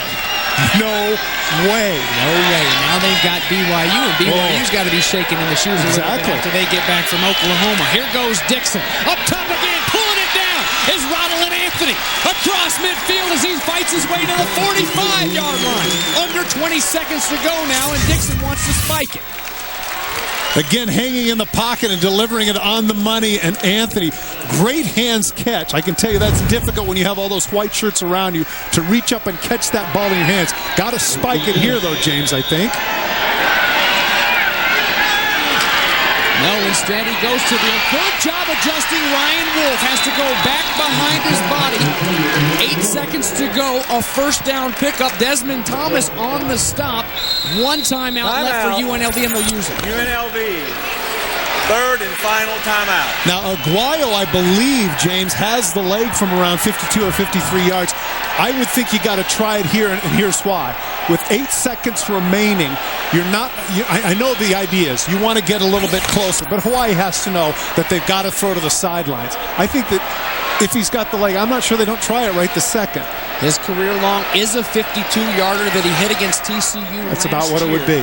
He missed already from 38 yards earlier tonight. His first miss of the season. Coming in, he was a perfect 5 for 5, Sergio Aguayo, the senior out of San Jacinto, who kicked all of last year with the injured ACL. On his kicking leg. That's now, amazing. It's funny. I think he's a trendsetter here in the Mountain West Conference because John Sullivan at New Mexico, who was also playing with a torn ACL in his non-kicking leg this week, accounted for 14 points in the win over New Mexico State, the Mountain West Conference Special Teams Player of the Week a week ago. Okay, now. So Aguayo this is going to be interesting. On the sidelines. A bunch set down at the bottom here and into the game. Robert Plele, first time we've seen him, their best third down receiving type back. Taking his time is Dixon. He'll put it way up there. He's got a couple Rebels underneath, but a couple of Warriors as well. Ball goes down to the turf, and the clock runs out. So a stab at the end zone. No attempt at the field goal. You know, you throw it 10 yards and get out of bounds, and then you're going to give yourself a chance to put 3 more on the board. But still, James, even if you attempt the field goal and you miss it, you still feel good about yourself because you you came down that far and took a shot at it.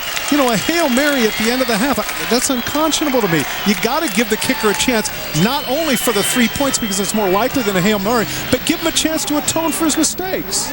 Here's Toby down on the sidelines. Hey, Coach, thoughts on the first half? Well, we weren't very consistent either side of the ball, but we're up 21-7. Hopefully we can tighten things up in the second half and maybe get out of here with the win. Were the amount of runs in the first half part of the game plan or just based on what they were giving you? No, this is kind of a normal game for us. We do try to keep them off balance with the runs and screens and stuff. They just try to control the rush. All right, thanks a lot, Coach. Good luck. All right, thanks. All right, thank you, Toby. June Jones, last year's WAC Coach of the Year, has his Warriors on top by 14 here in Las Vegas. 1 half in the books for Colt Brennan and company. The Rebels will try to charge back. We'll send it back to the studios and be right back after this. It's time to stand. Sing the UNLV fight song with Rebels. At Chiroplan Hawaii, we're specialists in you. You're the one. You're the reason we're locally owned and managed.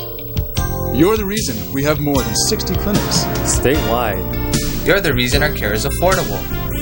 You're the reason we care for you like family. At Chiroplan Hawaii, we're specialists in you. To illustrate the speed of Hawaiian Telecom's new 11 meg high-speed internet, we'll carry out this experiment. Let's commence. Halftime at Sam Boyd Stadium here in Las Vegas. UNLV trailing the 22nd ranked team in the nation, Hawaii Warriors, by a score of 21-7. As we welcome you back along with Todd Christensen, we got Toby Christensen down on the sidelines. I'm James Bates, and down there on that field, Todd, this is Vegas. What's one of the first rules you learn when you come to town? You don't chase those losses. You're down 21-7, 8 seconds to go in the first half, and Mike Sanford and company, instead of trying for that field goal, or at least a few yards to put yourself in better field goal position, they go deep and come up with nothing right before half. Well, I'm surprised, too, because at 21-7, UNLV has really had their chances. It's not as if they've been dominated. Twice they've had to punt, and as a result, Hawaii turned those 2 punts into touchdowns. That's really the difference. Statistically, there's not that much of a difference, but of course the big issue is that quarterback. That quarterback just really tilts the field. The guy is just outstanding. And in the first half, he justified all the hype with a variety of throws. He sits in the pocket, he moves around a little bit, moves to his right, moves to his left. And you know what? People were talking to me about how, his fundamentals, I don't particularly care for his fundamentals. I tell you what, if he's going to put up the numbers like that, 14 for 17, 174 yards, and that's deceptive too, because I think that 2 of those incompletions were drops. the guy is accurate. And to me, he's also an outstanding decision maker. He seems to put the ball where it needs to be time and time again. And again, number 15, he is an All-American. He's everything everybody has talked about. And really, in the first half, he's the difference maker right now for Hawaii.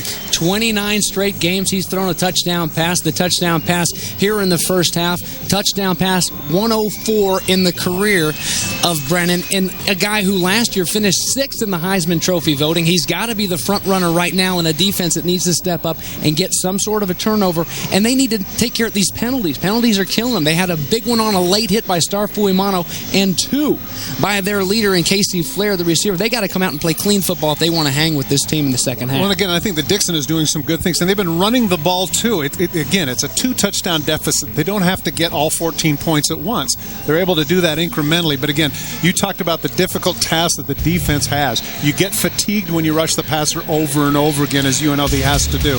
That's one thing they're going to have to do. They're going to have to play a few other players, and the secondary is going to have to step up too. Well, they're warming up, taking the field.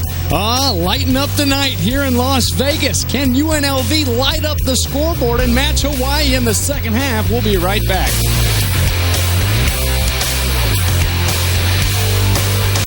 Stop. The Mountain College Football is brought to you by Dodge. Live life to the fullest. Dodge, grab life. And by Sinclair Oil, as American as it gets. Welcome back to beautiful Las Vegas. Our score at halftime, Hawaii on top of UNLV, 21-7. Let's get it down to Toby, who just checked in with Mike Sanford as he hit the field. I talked to Coach Sanford, and I asked him about his thoughts on the first half, and he said, you know what, I have no doubt that we can play with these guys. We just got to stop making stupid penalties.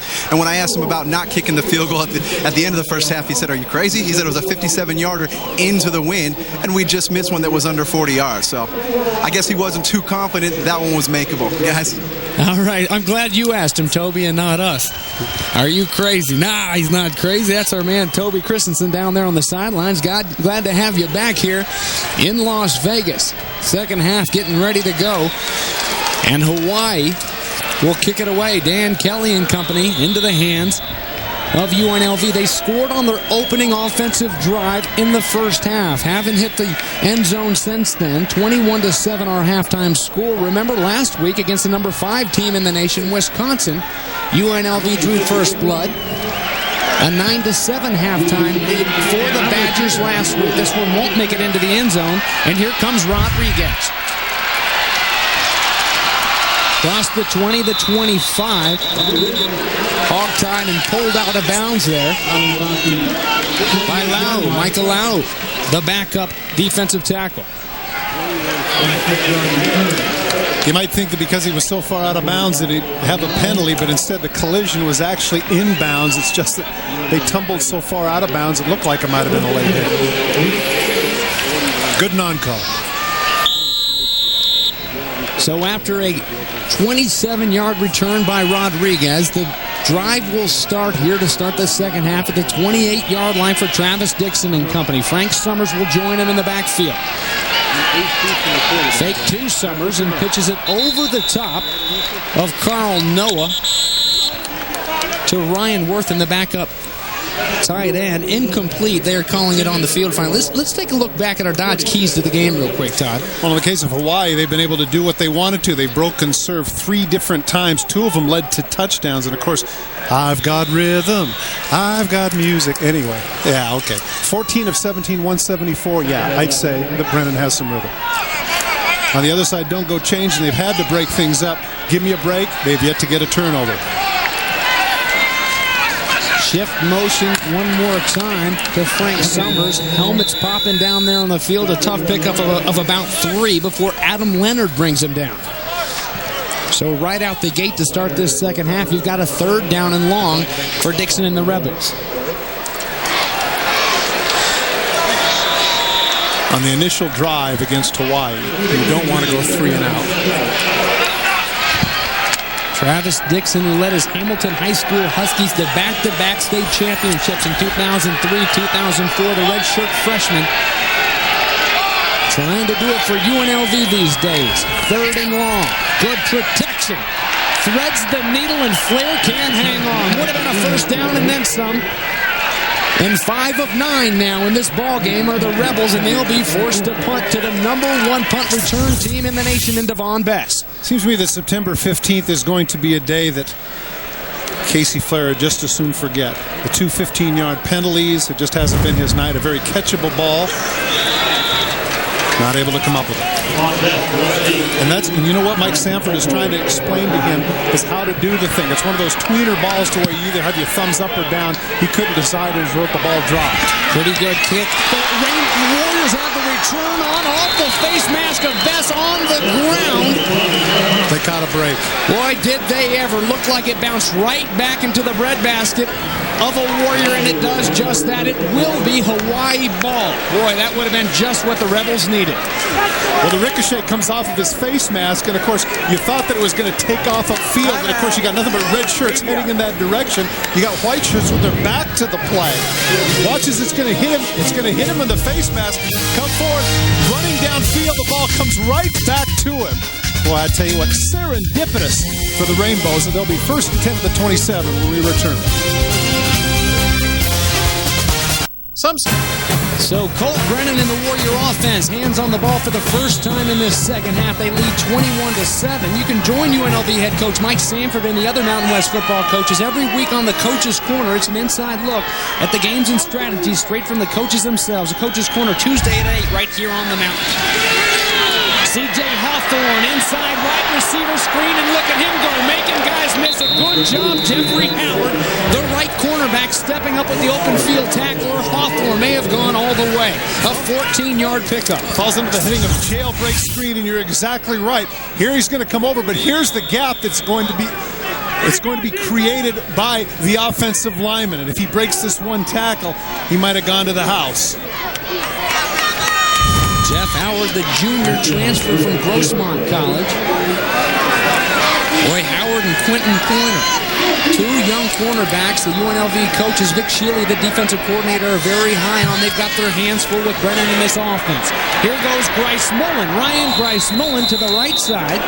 Forced out of bounds, but not before picking up what appears to be a first down across midfield. You know what, James? If you are true freshman cornerbacks, I don't care how athletic you are, this is not the game to begin. This is a tough game to begin as a freshman against arguably the best quarterback in the nation.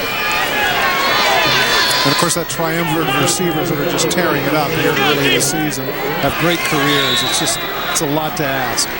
Well, Rivers, Grice-Mullen, and Bess coming into this game accounted for 741 of the team's 1,088 yards.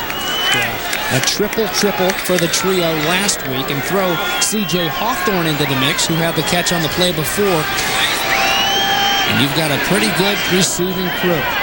First down for Brennan. He's hit as he hands it off to Wright Jackson dancing across the 40-yard line. Another first down pickup. Forte finally forcing him down to the turf. Brennan pays a price for this as he rolls to his right and does the shovel pass. Actually, that was originally known as the Utah pass. I don't know if you knew that. Right there, Gethers drops him. And now before he's able to get the ball off, he bounces up. He's resilient. You know what? He reminds me in attitude a little bit. Remember Jim McMahon? Yep. He reminds me in attitude a little bit like that, minus the head bumping with the lineman. But of course, you know, the linemen just love this guy, and they'll do whatever they can to protect him. I'm sure Gene Jones insists. Glad to have him back. Another wide receiver screen. This one underneath to Jason Rivers. Not quite as much there. Bo Bell waiting on him. The middle linebacker, the senior for the Rebs. You know, Bo Bell is just a tremendous football player. And his chance on Sundays is probably to play the strong side linebacker, you know, where he takes over a tight end and hits some people. But number two is a little bit out of his element here as a middle linebacker. His expertise is not in pass coverage, but he has been all over the field, and I think he has double digits in tackles up to this point, James. Well, they hand out a hard hat award to the blue-collar worker on that defense each week, and in weeks 1 and 2, Bo Bell has gone home with it. Trying to get a big stop here, setting up the screen underneath. Gethers read it, but a little bit too late. Into the hands of the back. Wright Jackson, a big pickup down into the red zone. It is number 2, Bo Bell, chasing chasing him down from behind, but the damage is done. A huge pickup for the Warriors. Once again, this is what happens. You're trying to sack the guy.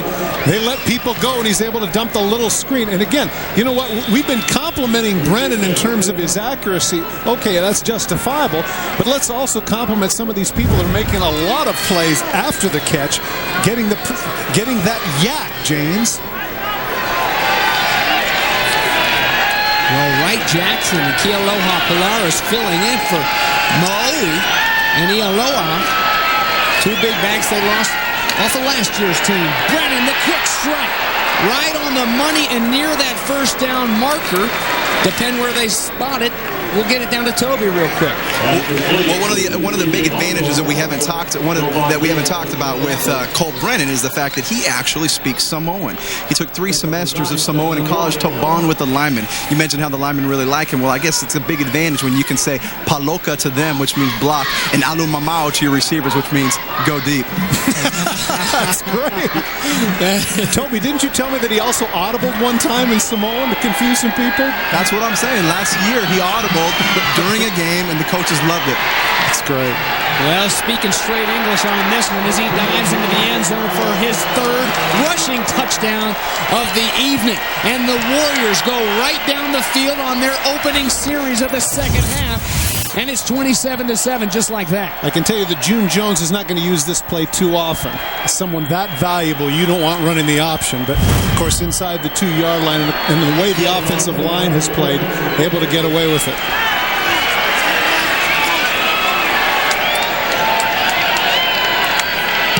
Dan Kelly picks it up and through. So 28-7 the lead now for Brennan and the Warriors. 21 with 10:42 left to go in the 3rd quarter here at Sam Boyd Stadium. First time he's ever rushed for 3 touchdowns in a game. He's done just about everything else through the air. We'll be right back.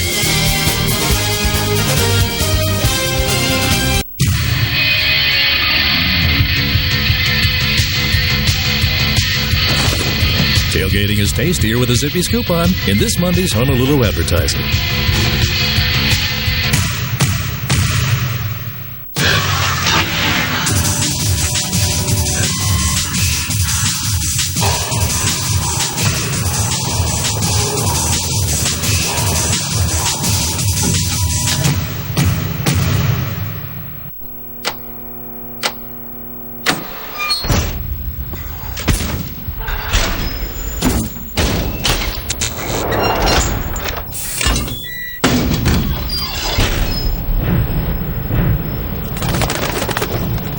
What was that? 4 o'clock. All the other banks just closed. Oh. You shouldn't have to adjust your schedule to fit your bank. That's why American Savings Bank is extending its hours at all branches. American Savings Bank. Check. 2. Check. 1, 2.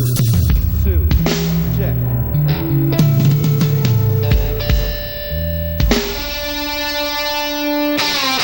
McDonald's McRib Sandwich is back. Made with a tender pork patty dipped in a tangy barbecue sauce, topped with pickles and onions.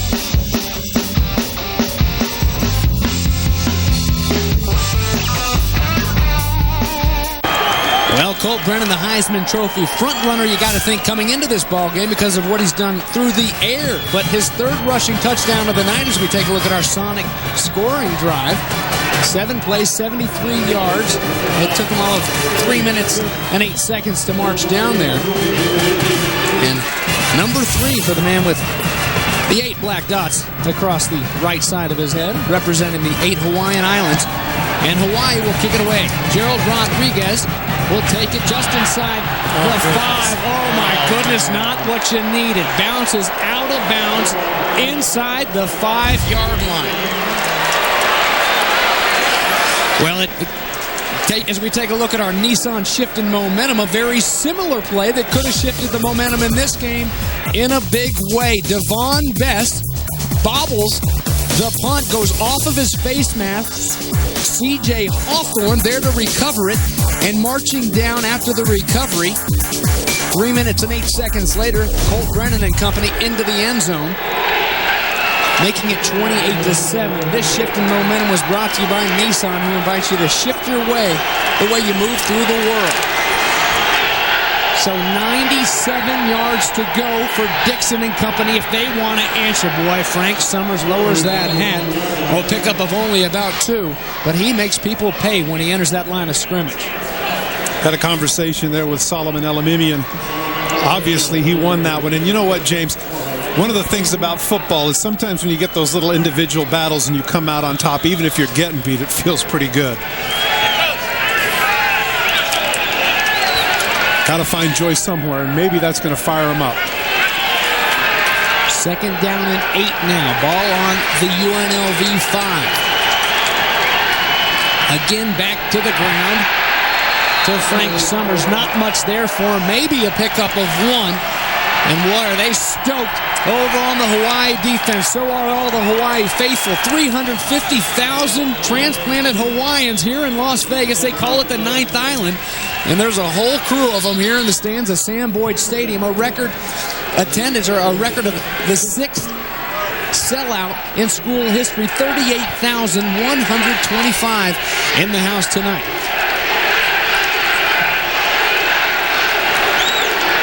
So a 3rd down and 7 now for Dixon. Stands at his own goal line. Up too high for Summers, and the Warriors step on the field and hold a 3 and out, and they look to get great field position.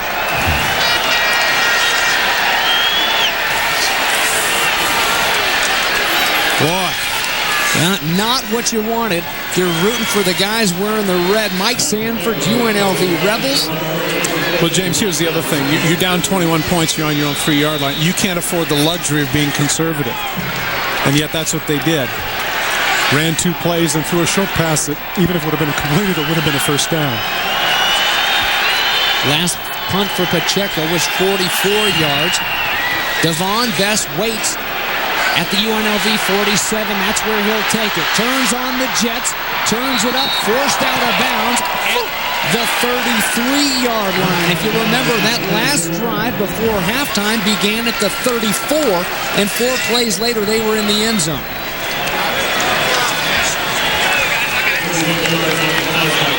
Follow Funga, forcing Bess out there.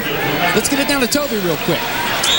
Well, that punt return by Devon Bess reminded me of something that Coach June Jones said about him. Not only is he a great punt return, but he actually said that he's the very best slot receiver he's ever had. And knowing that June Jones has actually coached Eric Metcalf, Andre Rison, Chad Owens, and Ernest Givens, that's quite the compliment, guys. Drew Hill, too, Toby. Holy cow. June, are you guilty of hyperbole, dude? Because you're talking about some all-pro wide receivers now. Hawaii. First team timeout. Well, he thinks he's got some future all-pro wide receivers on this crew. Timeout. Not just Bess, Grice-Mullens, Jason Rivers, C.J. Hawthorne, and a pretty good quarterback in Colt Brennan. We'll be back. It starts with believing that the Toyota Camry's most important mission is to protect you.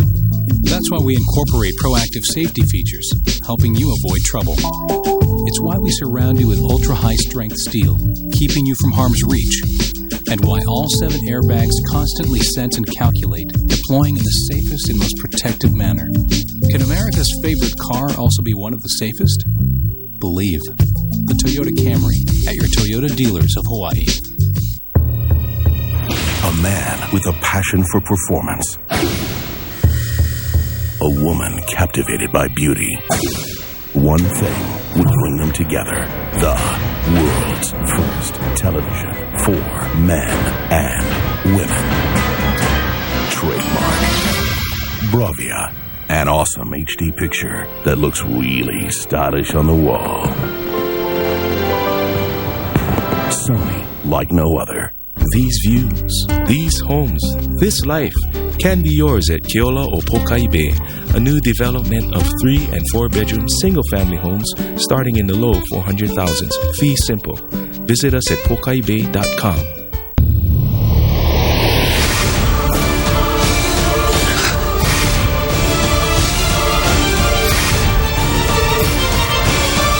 No way. Heroes premieres September 24th on NBC.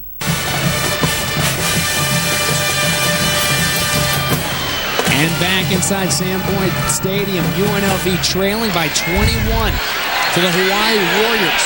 1st and 10 for Brennan. He'll pick up maybe one before he's tackled down by Elton Shackelford, the senior out of Salina, Kansas.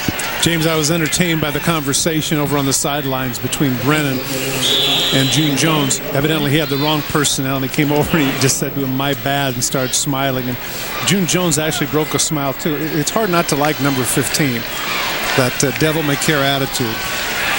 And it trickles down the rest of this team. It is a team that has fun. They play good ball, and when things start clicking for them, a buzz carries through. It's like a feeding frenzy. And here we go on 2nd down. That one thrown behind Devon. Best does an excellent job of reaching behind his body to even pull it in. Excellent hands. And then he's thrown back. What looked to be about a 5-yard gain turns into a gain of 1. But what an amazing catch. Here's an example of why these guys are so good. Well, again, you know what? It isn't all Brennan. We talked about that triumvirate of very good receivers, as Toby pointed out. There he slips and falls and isn't able to maintain his footing. So a 3rd down and 8 now. You know what, James? If they don't convert this, don't put it past them. Go for it on 4th down anyway. A la Stevie Wonder, Steve Spurrier back in the SEC. Inside wide receiver screen. How about you, Big Bo Bell? Number 2, meet number 2, C.J. Hawthorne on the catch. And waiting for him was the 245-pounder from his middle linebacker spot. You know, this is what I'm glad you pointed that out, James, because this is one of those situations where you say, "Hey, buddy, I got your number." Literally, number 2 collides with number 2, and he goes backwards. Bo Bell with the textbook tackle. And sure enough, James, that is what's going to happen. The Rainbows are going to go for it on 4th and about 6.5. What could go down as the play of the game for this UNLV Rebel defense? They've got to get off the field and put it back in their offense's hands. 4 wides. There's Brennan. He lets it go and gets it off. Won't be a 1st down. Jeffrey Howard on the coverage. And Jason Rivers on the reception. So a turnover on downs and a breath of life, a breath of hope for UNLV. Jeffrey Howard, the junior from San Diego, does a great job with the open field tackle. The whole idea, as we saw the play before, the whole idea for Howard was to make sure that they got one-on-one. Hawaii got what they wanted, but UNLV was even better. Howard was better in the open field as a result of much-needed turnover on downs, as you pointed out. So 6:49 left in the 3rd quarter. Dixon and company has to do something now. They'll come out with 5 wides to open up this drive. The quick receiver screen to the other side. That's Aaron Straighten comes back across the field. Knocked down as he crosses the 45-yard line. Aaron Straighten out of San Francisco. Well, he's made his way around the junior college ranks. Everybody was high on him coming into camp last year before he injured that ankle and had a down year. Watch the center, Joe Hawley, get downfield, and he is going to annihilate someone in the secondary right there. Bam! Able to give him an additional 5 yards. And, of course, you know what, James? I'm guessing on both sides, if we count them up, we're looking at probably a dozen of those quick screens during this game. Again, the Rebs go empty. The pressure of there and Dixon. He sneaks out of it. Popped as he gets back near the line of scrimmage. Adam Leonard doing a good job, and here comes a late flag. Boy, there's been some sloppiness in the personal foul late hit type categories, and here another one comes down very, very late, well after the play. James, I got to tell you, I think what it was verbal. I think it's going to be unsportsmanlike conduct. Good ball. Unsportsmanlike conduct. Number 59 on the offense. 15 yards. 2nd down. That's your man, Joe Hawley, who just had the big block. Well, here's the deal. What ended up happening is the play was dead, and the official came over, the umpire came over and pushed one of the players away. And I can't help but think that Hawley, who's now coming off the field, said something, may have dropped an F-bomb or something to the umpire because the play was completely dead. Nobody had been hit. He must have said something. And again, if I'm Mike Sanford, I'm really upset with my players for losing their composure. That's now the 3rd such penalty. Needless. 45 yards worth of penalties that were completely needless. Hawley knows it. Second down and forever. It's 24 yards to go now for UNLV. Wide snap. Dixon does a good job of corralling it. Gets it off to straight, and there's another flag on the ground. Myron Newberry there on the coverage. One of the issues, James, when you have a young team, you may have athletic people, and they fly around the field, and they do some good things, but the composure factor isn't there. And in a game of this magnitude, you just can't have mistakes like that, especially against a team like Hawaii. Offside, defense, number 54. Penalty is declined. Third down. Well, they declined the penalty because they had the extra yardage. But frankly, I'm a little surprised. I would have thought you wanted the down over again plus 5 yards to see what you can do, because now you got 3rd and a dozen. Would have been 2nd down. They do take it. Blitz is picked up, but the ball is thrown short, intended for Casey Flair. Now, the frustration over on the sidelines justified there for Mike Sanford and company, and especially when you look at what they emphasized this summer. Yeah. They brought in a class, brought in speakers, had seminars, Leadership 101 they called it. That is not how you're a good leader, how you lead a team. And Casey Flair is a perfect example, and he knows it over on that sidelines with 2 personal foul penalties in the first half. That time it was on a young guy in Joe Hawley. The Rebels forced to punt one more time. Brian Pacheco will punt it away. Waiting at his own 19 is Devon Bess. Gets off a good one here. Bess will retreat to his 10. Couple Rebels run into each other. He's got one blocker leading the way, and then here come the Rebs, and there is another flag on the turf. Notice, too, James, in that situation, Pacheco has opted not to go with the rugby punt. He went with a more standard punt, got a good kickoff. All of that will go for naught as there's a block in the back.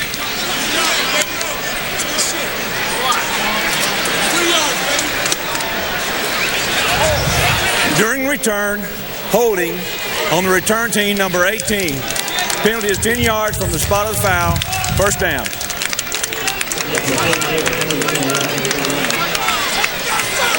Well, next week we get back into a little bit of conference play for you. It's a triple header next Saturday, the 22nd. Air Force and BYU will get it going at 1 Mountain Time. Then it's Portland State and San Diego State on Montezuma Mesa at 3:30. And then Utah and these UNLV Rebels at 8 o'clock Mountain Time. Boy, the Utah Utes, what a win today after the poor performance in their Mountain West Conference opener against Air Force, losing 20-12. They put a shellacking on the UCLA Bruins there in Salt Lake City. Here goes Brennan, airing it out, trying to get it to C.J. Hawthorne. He comes back and just pulls it down. Milvon James on the coverage, a huge pickup for the Warriors. And you saw Milvon James pound the ground, and a lot of that is because he actually had pretty decent coverage. Hawthorne's got him by a step, but right here, right at the last minute, he comes back for the ball. James doesn't look. Hawthorne does. The result is a completion for the Warriors. I mean, yeah, you know what? Right there, he needs to turn, and he didn't turn soon enough. Hawthorne, good concentration on that ball. As a defensive back, you're taught to watch those eyes. You're right in his hip pocket, stride for stride. When those eyes of the receiver get big and pop up, it's for a reason. Got to snap that head around instead. It's a first down in UNLV territory for these hard-charging Warriors. Going to the ground with Polaris. Bo Bell with another tackle. I tell you what, you got to be impressed with number 2. It's not his kind of game. He's a smash-mouth kind of guy. But Polaris and others have felt his wrath. Number 2 has been hitting some people.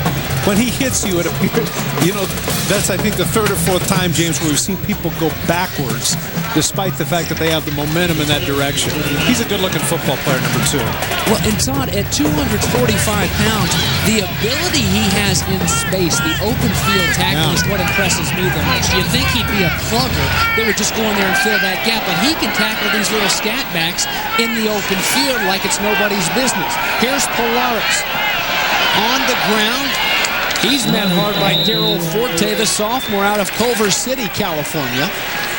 something else that we mentioned. They don't run the ball very often, and as a result of that, it's not just the running backs, but when you have offensive linemen that aren't used to pulling, they're used to taking their steps and pass blocking. Polaris does a nice job of weaving in and out and getting a couple of yards and setting up a makeable third and about 3. Polaris just a freshman. A lot of young guns out there on the field for both squads. Number 21 is 5'11", 190 pounds. Brennan now 24 of 27 for 289 yards through the air. He'll go back to the pass. Almost picked off. Milvon James, a great read and a great break, but he couldn't seal the deal. That could have been the break, James. We talked about it. The ricochet off the punt return. Does a great job sneaking underneath. One of the few really bad passes Brennan throws right in the breadbasket. That's tough. But once again, Hawaii showing their confidence. 4th and 2 at the 34-yard line, and they're still going to go for it. Most teams are conservative, punted inside the 10. Not Hawaii. Polaris, the lone back. In motion there is Ryan Grice-Mullens.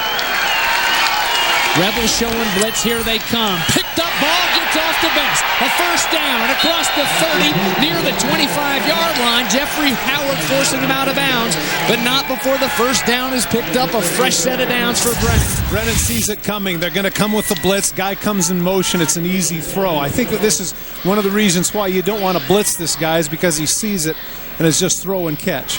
Easy play to the outside. First down for Hawaii. What defense? You know what? At this point, James, after you're a 3-year starter in college, you have to say to yourself, what defense hasn't Brennan seen? Because all sorts of defenses have to be concocted for the run and shoot. Especially those defenses waiting there in the wings for the Hawaii Warriors in the WAC this season. Here we go on first down. Shovel pass to Polaris. Bo Bell. Big pop, a flag on the ground. Boy, Bo Bell has come from all over this field tonight. Hustling. There's a flag, though. Hold's going to bring it back. And you're right. Watch number 2 at the bottom of your screen. Come hustling over. He's not even in the screen yet, and here he comes. Flying over there. There was a line one time years ago. Holding 62 of the offense. In-yard penalty. Replay first down. Bear Bryant was talking about the great linebacker Leroy Jordan that he had at Alabama, who, of course, had a great career with the Dallas Cowboys. And one of the lines he said regarding Leroy Jordan, he says, if they stay between the sidelines, Leroy will get them. And I tell you, that really applies to number 2, Bo Bell. They stay between the sidelines. That number 2 will hunt you down. And the thing you don't get to see, Todd, behind that mask, behind that helmet, all the gear, is what a good person he is. Always a big smile on his face. Has really become a leader. Really took the wind out of this team when he went down against BYU. You could feel the team almost watched him deflate there in the second series of that BYU game.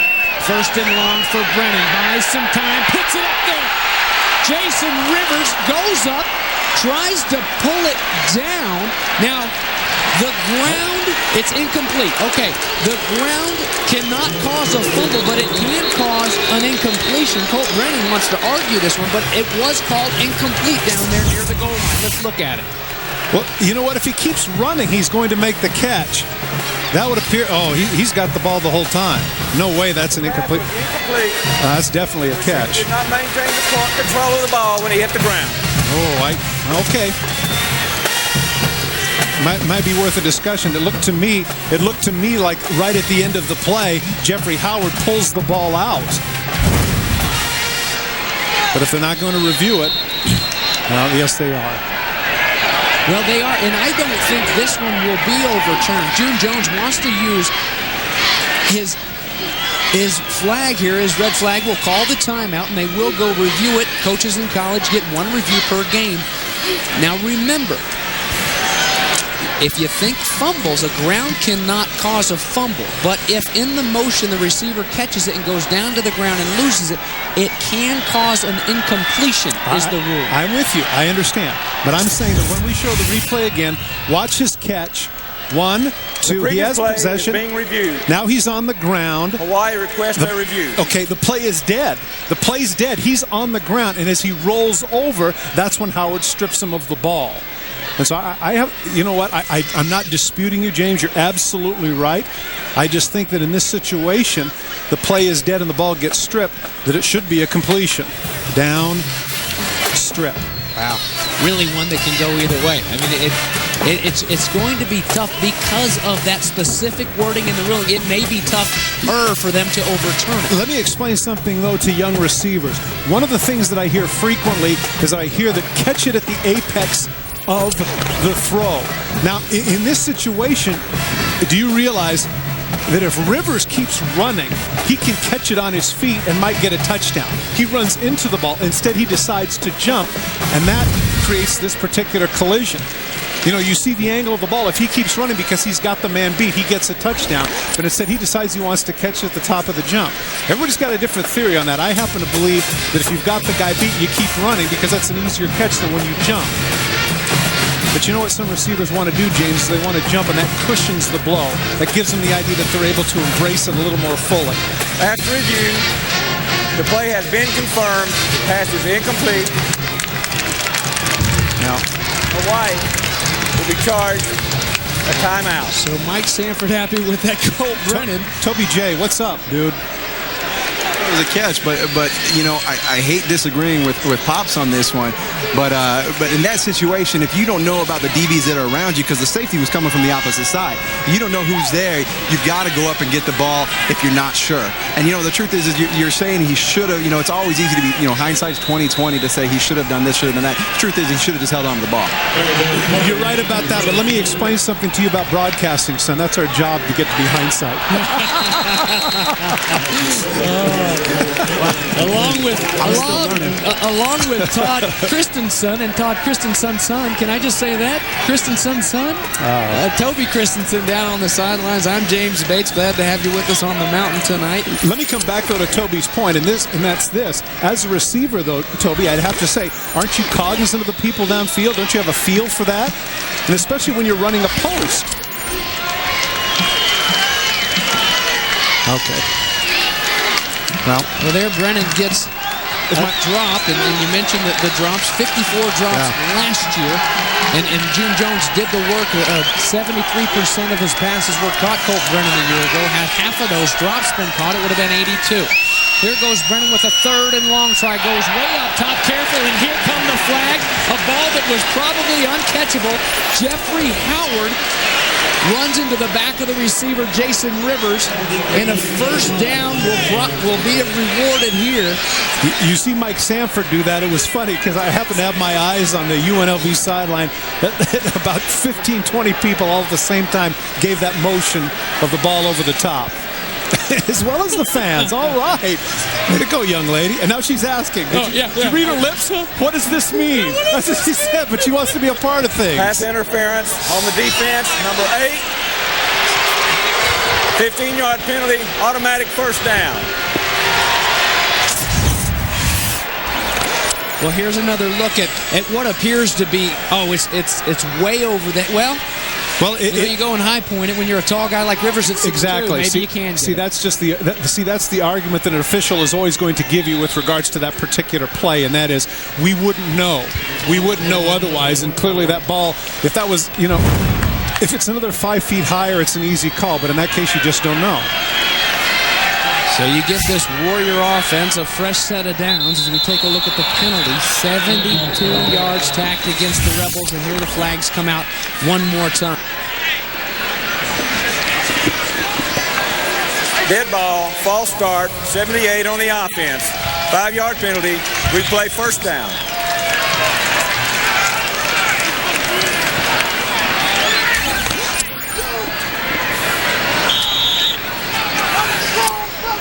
That's Keone Steinhoff.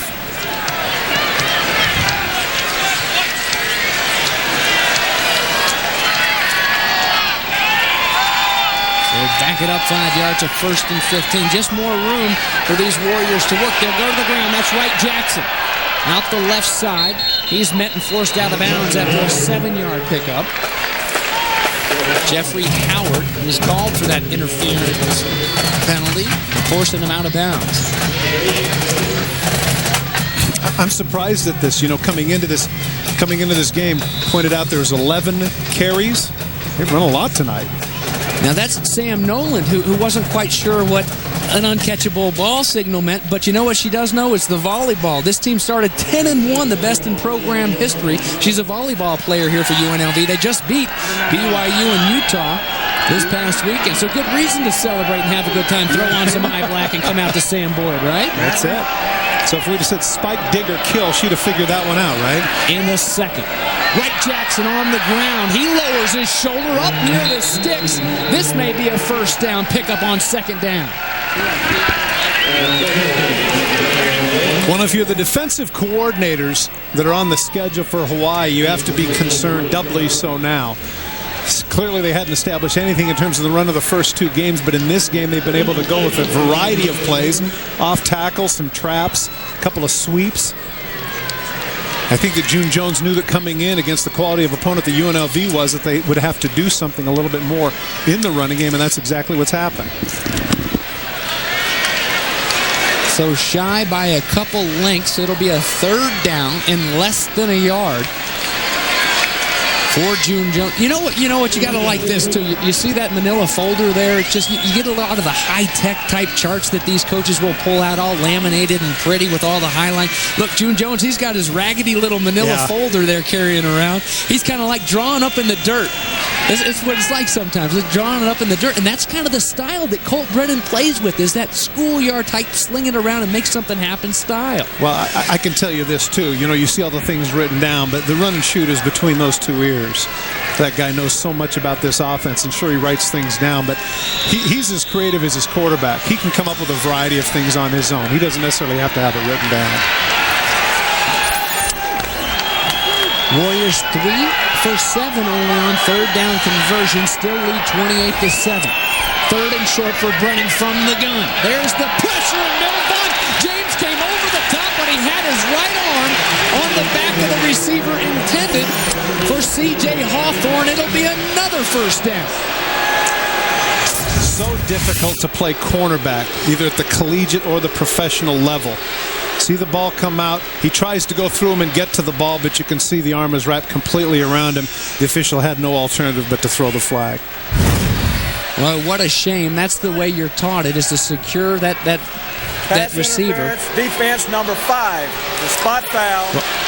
But that was more than secure. Yeah, he was too early and too forceful, but that's the come across with that front arm and rake and have the right arm to secure it. And he does it a little bit too early, so a first down and goal now from the 1 yard line. Boy, we've been in this situation a few times here tonight. Colt Brennan already with 3 rushing touchdowns. And it's 28-7. Hawaii, the number 22 team in the nation. Last week, it was number 5 Wisconsin here in Sam Boyd Stadium, and the Rebels played them tough.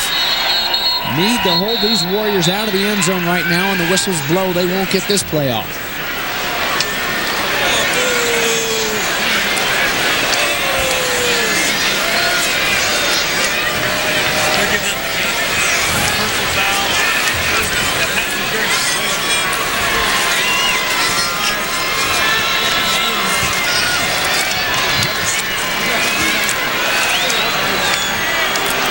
Number 4? Maybe so. As much as June Jones likes number 15 back there, he'll boot, roll out, tries to do it with his arm, and does just that. Bullseye. Jason Rivers in the back of the end zone. Touchdown, Hawaii. I wonder if on the sidelines, I'm speculating here, of course, but I'm wondering on the sidelines if Colt Brennan talked June into this, saying, look, you know what, that's all well and good. Those running touchdowns are cool, but I got to catch Ty Detmer. I want to pass him for the all-time lead in touchdown passes. I'd rather have number 105 than number 4 of the evening. And if that is the case, Colt Brennan gets his wish as Dan Kelly puts the extra point through. It's 35-7. 105 career touchdown passes now for that man, Colt Brennan. Ty Detmer, by the way, 121. First place on the all-time career in the NCAA. You saw Jason Rivers put the hand up, get the attention of his quarterback. I'm there for the touchdown, deliver it. And he certainly did. You know, Rivers belies the idea of the run and shoot a little bit. He's built a little bit more like, if you remember, Ashley Lally. You know, he's angular. You pointed out 6'2", 190 pounds. Traditionally, you know, the wide receivers for the run and shoot are of the Smurf variety, the 5'9", 175, 180 type. And he sure could use a little extra leg room on those long flights. Get this, 24,133 miles Hawaii will travel this season, spending a total of 50 hours and 38 minutes in transit on the regular season travel alone, not to mention postseason play. Well, here we go on this trip alone. Wow. They flew to Louisiana. Houston, Texas, actually, is where they set up camp before heading up to Louisiana to take on La Tech, and then back to Houston until yesterday before flying out to Las Vegas and then back to Honolulu tonight. I'm pretty sure no one's even close, right? I didn't even think second place is 10,000 miles. Rodriguez will take this one. Comes out, stepped out of bounds over there. And there's got to be some sort of NCAA regulation that these guys can't get frequent flyer miles, because they would get some sweet ice cream makers and some hammocks, all kinds of neat stuff from the award programs, but dang it, they probably can't do it. Well, one of the things that you made reference to, trips like this are going to make or break a team, because let's face it, James, you're going to be around these people constantly.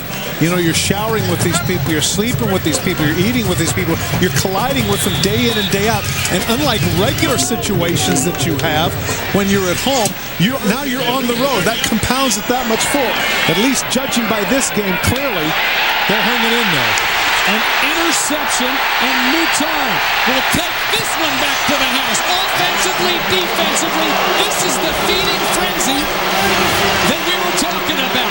When that offense gets revving, they're clicking on all cylinders, and Ryan Mouton, the junior out of H-Town, Houston, Texas, takes it back to the house for a pick six.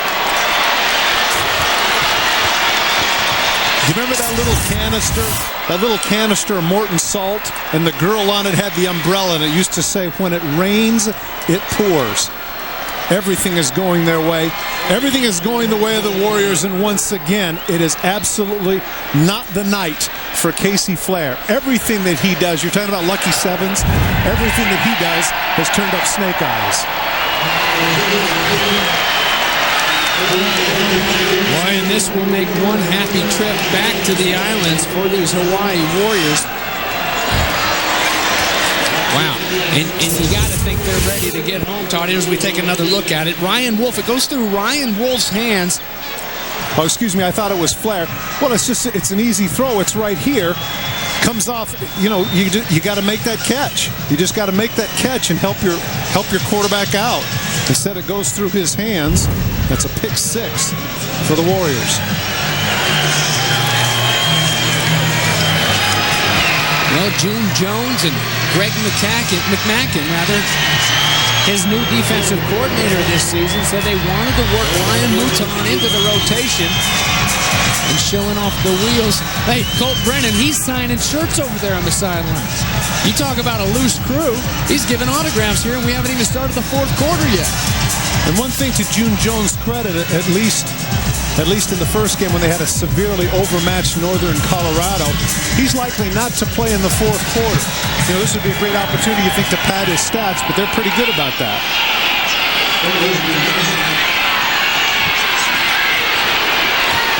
The return brought out this time by Lorenzo Bursey Jr.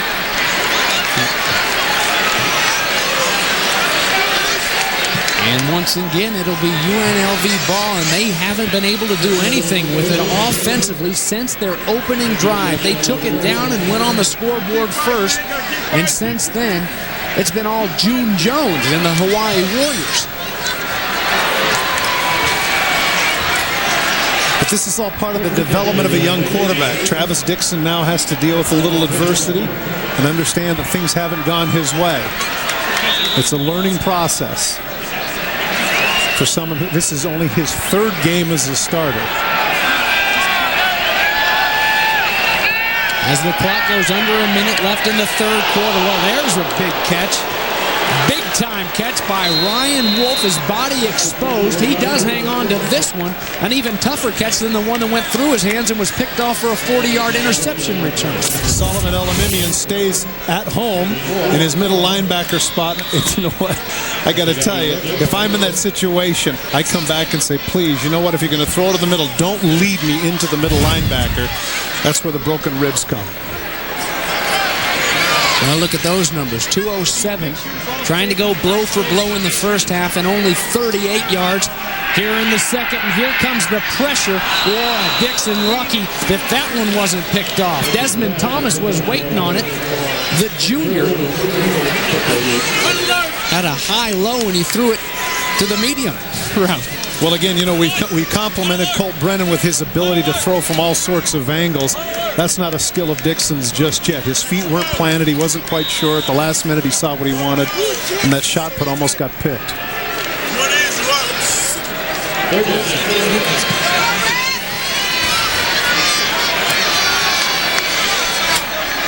So a 3rd and 6. 18 seconds to go in the third quarter. 4-man rush. And Dixon will turn the ball, tuck it, and run. All tied up there around the hat by Myron Newberry. And because of that high tackle around the neck, it will be what looks to be a 15-yarder tacked on with 9 seconds remaining in the third. Well, I think the reason Newberry's throwing his hands up is because at the end he did have him hogtied, but then out of bounds he lets go of him, so he can't understand this.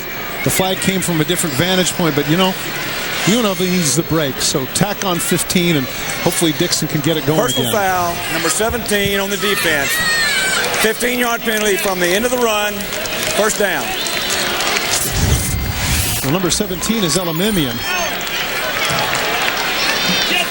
Wow, there's nothing wrong with that. And now look, he's out of bounds. He lets him go. There must have been something behind the play, because I can't imagine that's the one that got called.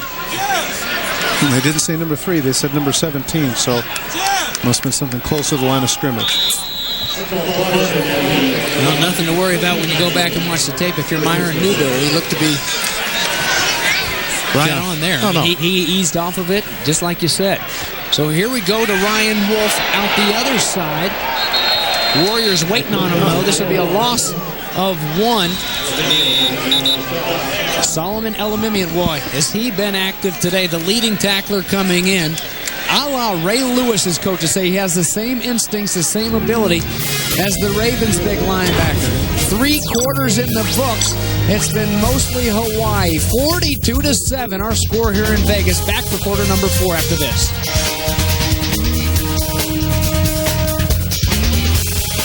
Cutter Dodge Chrysler Jeep Dillingham is closed. And now all those vehicles are being crammed into Cutter Dodge Pearl City at Cutter Dodge Waipahu. 3 dealerships into 2 dealerships means... Here we go. Huge savings for you. There's simply not enough room. Everything's priced to move. Some with 0%, 72-month financing and rebates up to $6,000. It's the Cutter Colossal Consolidation Clearance. Going on now at Cutter Dodge Chrysler Jeep Pearl City and Cutter Dodge Chrysler Jeep Waipahu.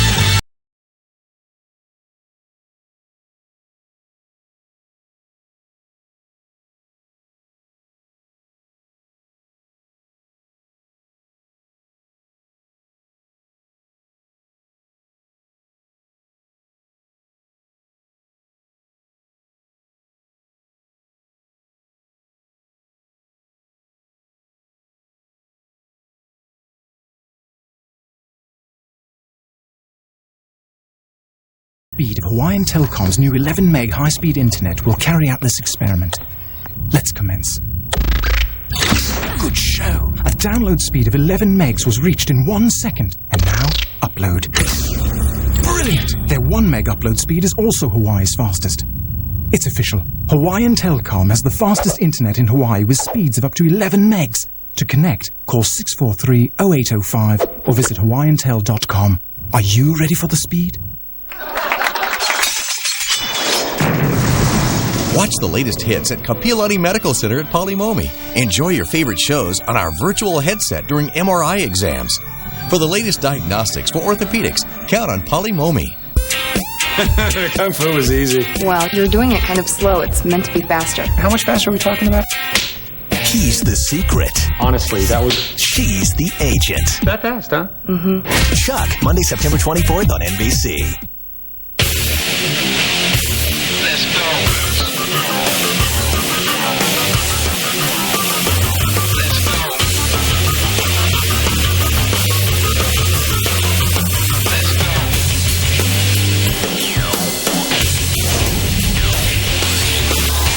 To work here in Sam Boyd Stadium. Boy, that ball intended for Ryan Wolf to start the fourth quarter. There late in the third quarter, wind went through his hands and right into the hands of Ryan Mouton. 40 yards later, it was 42-7. A pick six for the junior. Lucky to have that one back, a 3rd down and 10.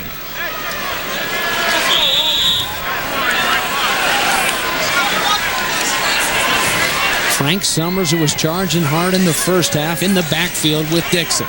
He lets this one fly. Aaron straighten on the run across the 25-yard line. Gerard Lewis on the cover. Hawaii decided to blitz 3rd and long, and they pay for it. Man-for-man coverage to the outside, and Straighton's able to beat it. And even though that pass looks a little bit ugly, it's on the money, and as a result, big first down for the Rebels. That was wobbling. Rebs now 6 of 13 on 3rd down. Got a 24-yard pickup.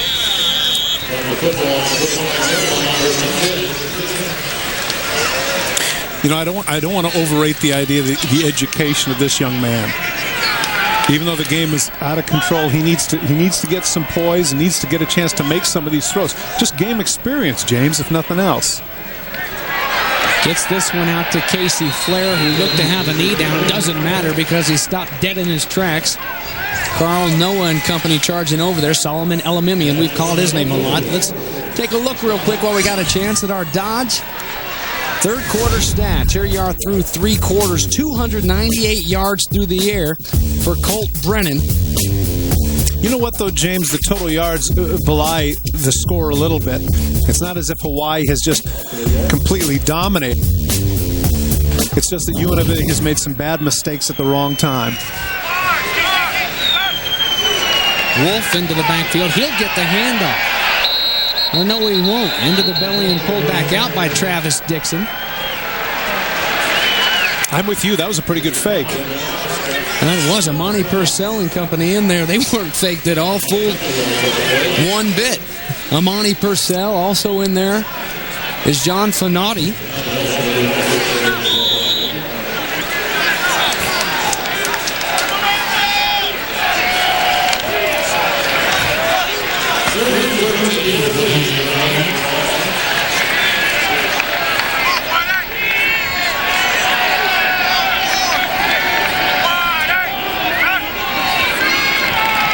Here comes the blitz off the edge. Dixon gets it off. That to Lorenzo Bercy. A short pickup on 3rd down and 13. Adam Leonard, Gerard Lewis there defensively. Leonard was 2nd team All-WAC a season ago.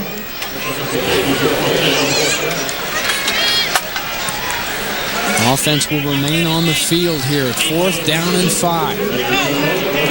One thing about that linebacking crew for Hawaii, James, they're undersized. Nobody is over 6 feet tall. And they average about 220 pounds. But, of course, the advantage is they can run. Another advantage is having 4 300-pounders in front of you to eat up those big bodies of the offensive line. And, boy, we've seen that way too many times for the Rebels tonight. David Peoples, the intended receiver, out of the backfield, and they can't connect. That was there and could have been a first down. Jacob Potek, the strong safety, comes on the blitz. And once again, I hate to be redundant, but the poise of the young man, he needs to set his feet, just throw the easy ball out to the running back. Instead, he overthrows them, and as a result, it's a turnover on downs to the the Warriors. And not Rainbow Warriors, but just Warriors. I shan't make that mistake again as we get a chance to look at the new quarterback, Tyler Gronke.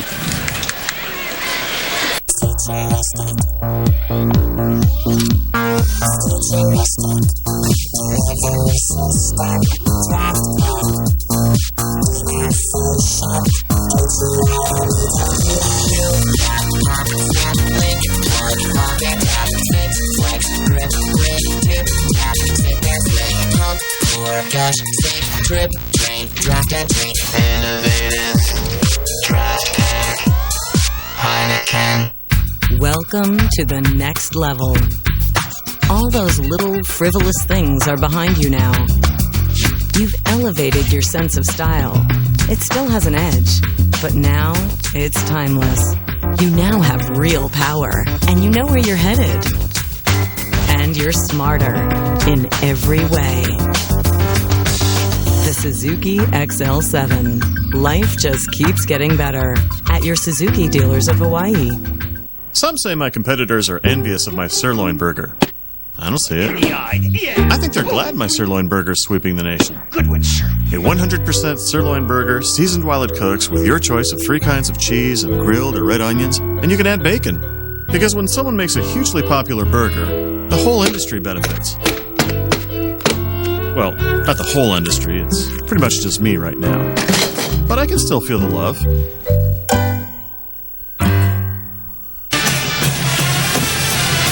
So some new streaks starting for Colt Brennan. He had 3 rushing touchdowns in this ball game. Hawaii leading 42-7, but a couple broken. He's thrown 400-plus yards in his last 8 games dating back to last season. He leaves this game with 298 yards. Only 298 yards, right, Todd? As he makes way, goes over and signs a few more autographs. And here's Tyler Gronke. Boy, just keep on coming right up top. Stride for stride down the field with Jason Rivers, though. It's time to give it to me now. Give it to me. Feed the beast. That's right, our Del Taco. Feed the beast. Defensive play. Bo Bell. Wow, we didn't think he'd be that active today against this pass-happy offense, but he has been all over the field. Just keeps on coming. And this beast will continue to hunt down and to eat throughout this Mountain West Conference schedule as they'll start Mountain West Conference play next week right here on the mountain against Utah, and they're glad to have him healthy. The blue-collar worker on the defensive side, Bo Bell. 11 tackles and a sack in 3 quarters, and I'm guessing that more than likely his night is done because they need to save him for the conference schedule and don't want him to get one of those fluke injuries like he did against BYU. Kealoha Pilaris, the freshman, continues to impress. Well, big future for this guy in this offense. When he gets his hands on the ball, does some big things, looks good there, picking up a first down with that 11-yard rush.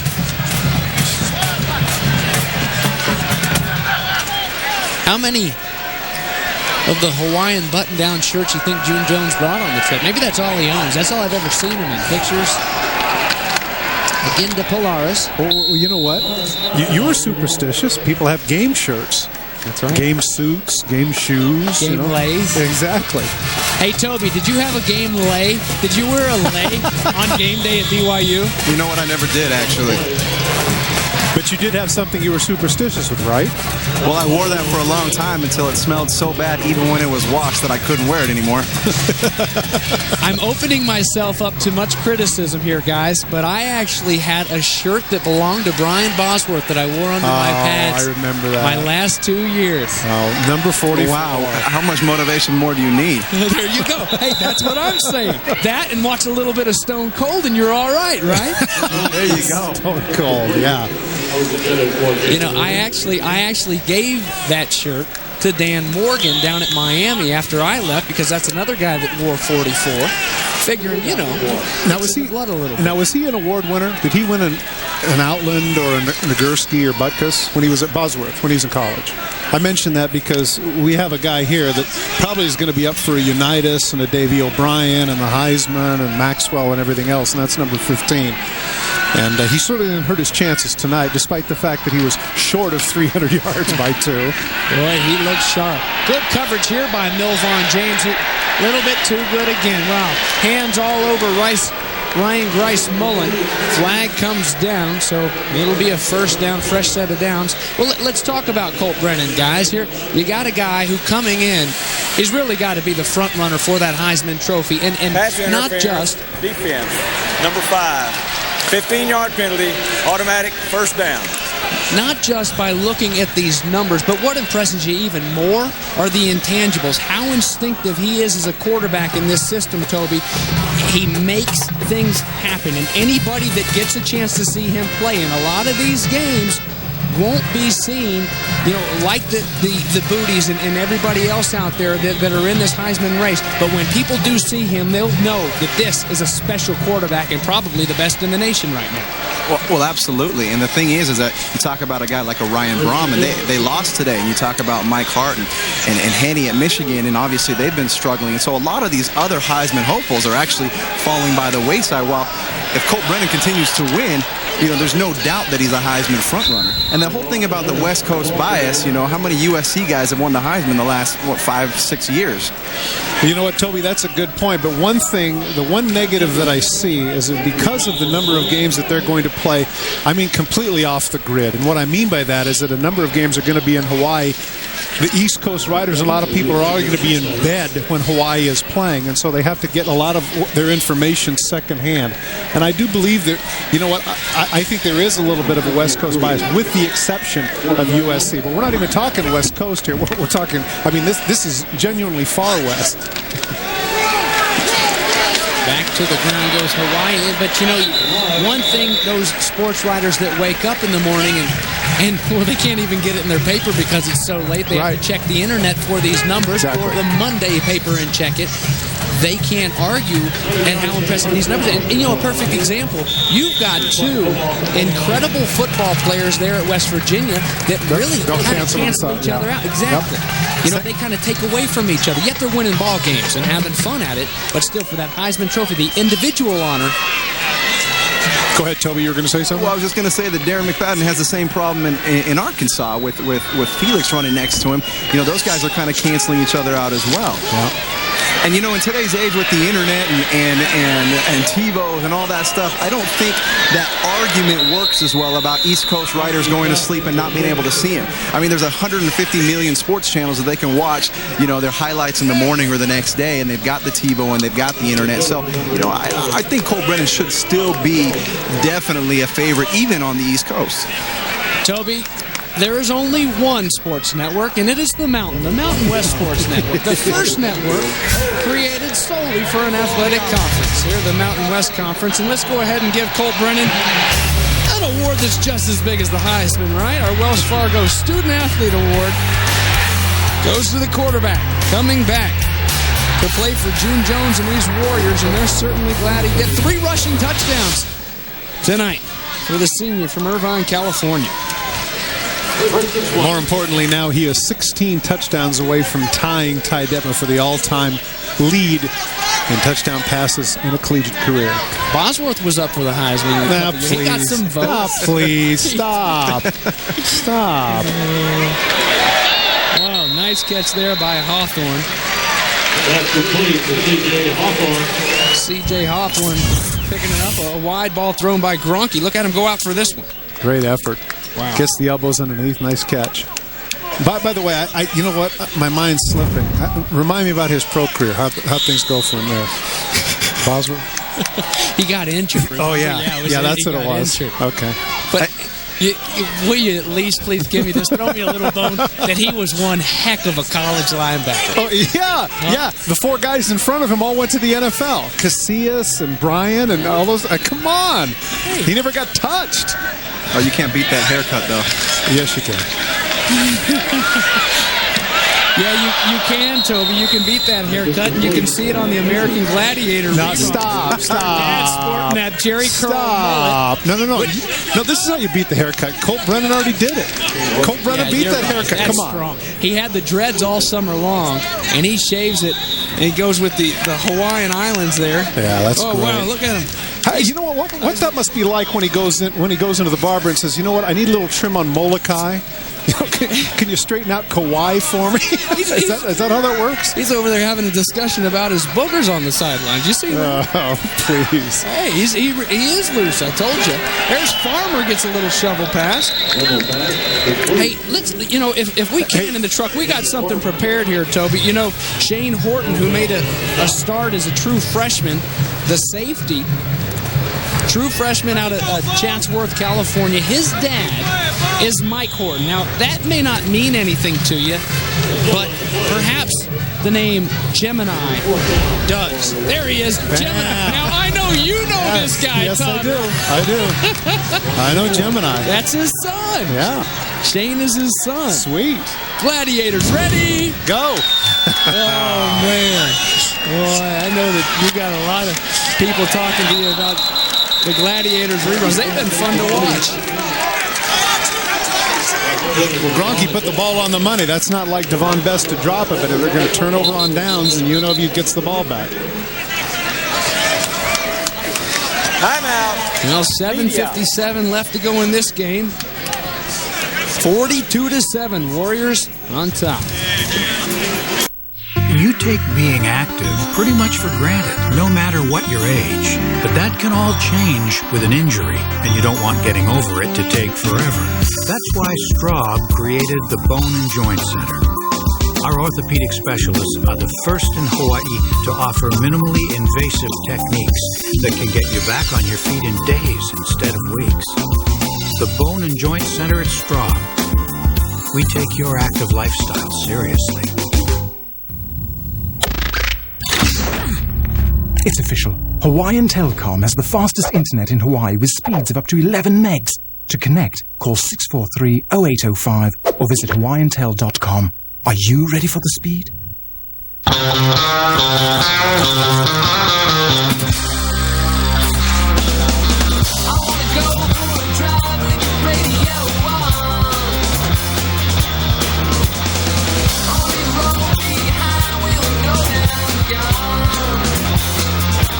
Introducing the all-new all-wheel drive Subaru Impreza.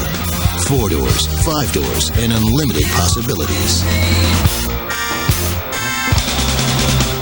Live, local, late-breaking, KHNL News 8 is the only station with live coverage of President Bush's arrival and departure from Hickam Air Force Base over the weekend. The news never stops when it's live, local, late-breaking on KHNL News 8. 35-point lead for Hawaii. 7:57 to go in this ball game before they can get back on that jet and head back to the islands. They've been gone for about a week and a half. The Warriors ready to get home. Travis Dixon hands the ball off. A fresh set of legs in there for the Rebels. Omar Clayton running the ball hard. Let's take a look around the Mountain West Conference. Here's our out-of-town scoreboard brought to you by Big O Tires. There's that big one on Thursday night for Air Force. And UCLA, the number 11 team in the nation, falling to Kyle Whittingham's Utah Utes and Tommy Grady today.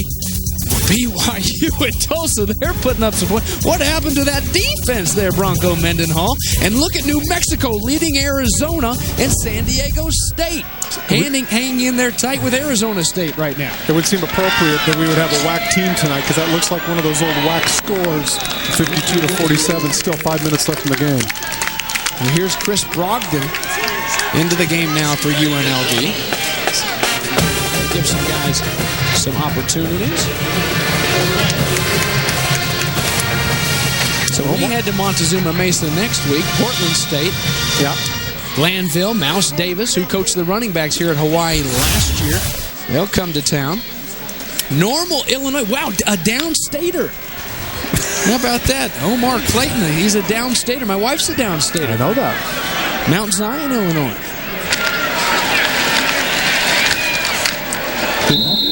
Did he swim in high school? Just asking. I don't know. Oh, okay.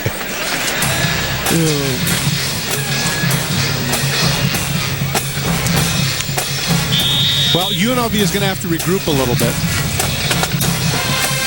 Even though, you know what, you pointed it out in our conversation with Mike Sanford. There are no moral victories, but if you're UNLV, you had to feel really good about yourself last week when you played toe-to-toe with Wisconsin. Now, this situation is a setback, physically and otherwise. Fakes to Pelele. He comes up swinging way high and out of bounds, incomplete. 6:05 left to go in this one, and let's start peeking ahead with the guys in the red jerseys. Doesn't get any easier. Utah going to a a very tough Nevada team and a very big rivalry that's developed between UNLV and Nevada. Then they got to go to the Front Range and take on those hot Air Force Falcons, BYU and Colorado State, and go into Laramie at the end of October. You know, the Utah game will be interesting, James, because I don't know which, it's Jekyll and Hyde.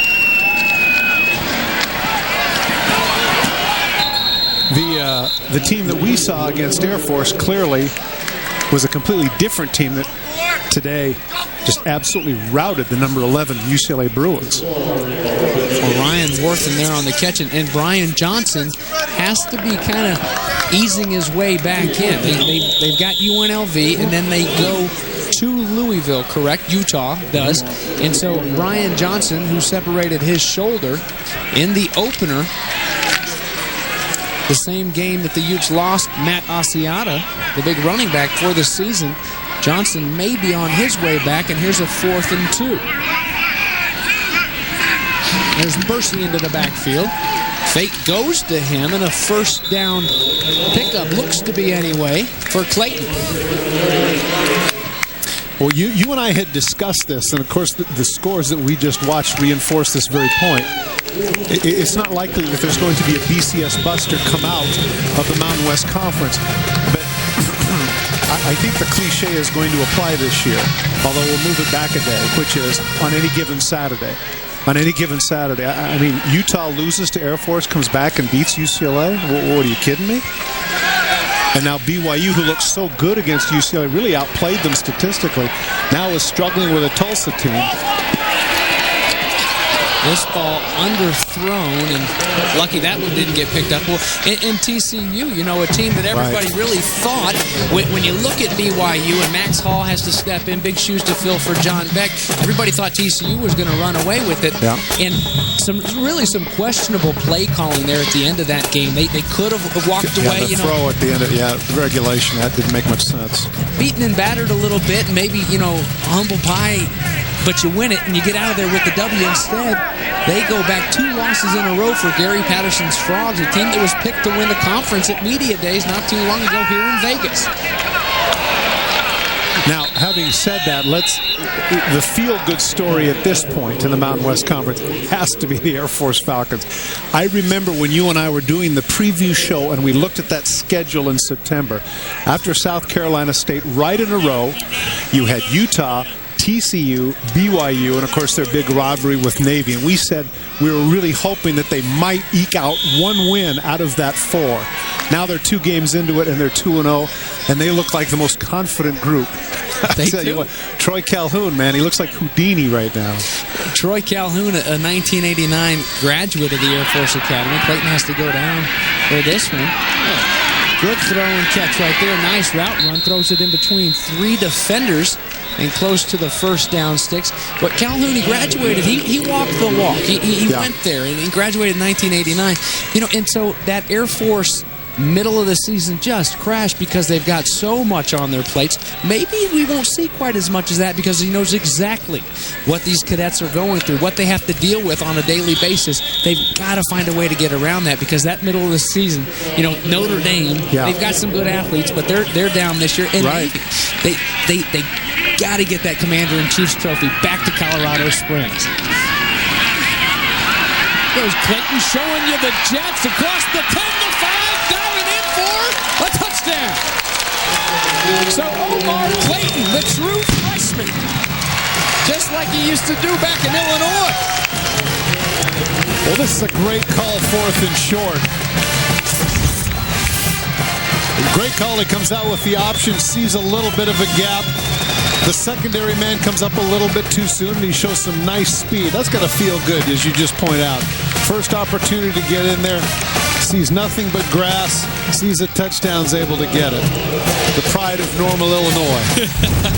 Normal Community High School, a 31-yarder. All right. Who says there's no noise in Illinois? There's some noise here for the Rebels late. Is Illinois is the Prairie State, right? Land of Lincoln. Land of Lincoln, okay. Well, I'm sure it's the Prairie State, too. Remember, Nevada's the sagebrush state. I got in trouble for saying that. And I thought it was the Silver it's State. the Silver and the sagebrush. Oh, it is? Okay. What else? Well, you know what, folks? What a wonderful opportunity you have to stay with us and learn some other state mottos and nicknames when we return.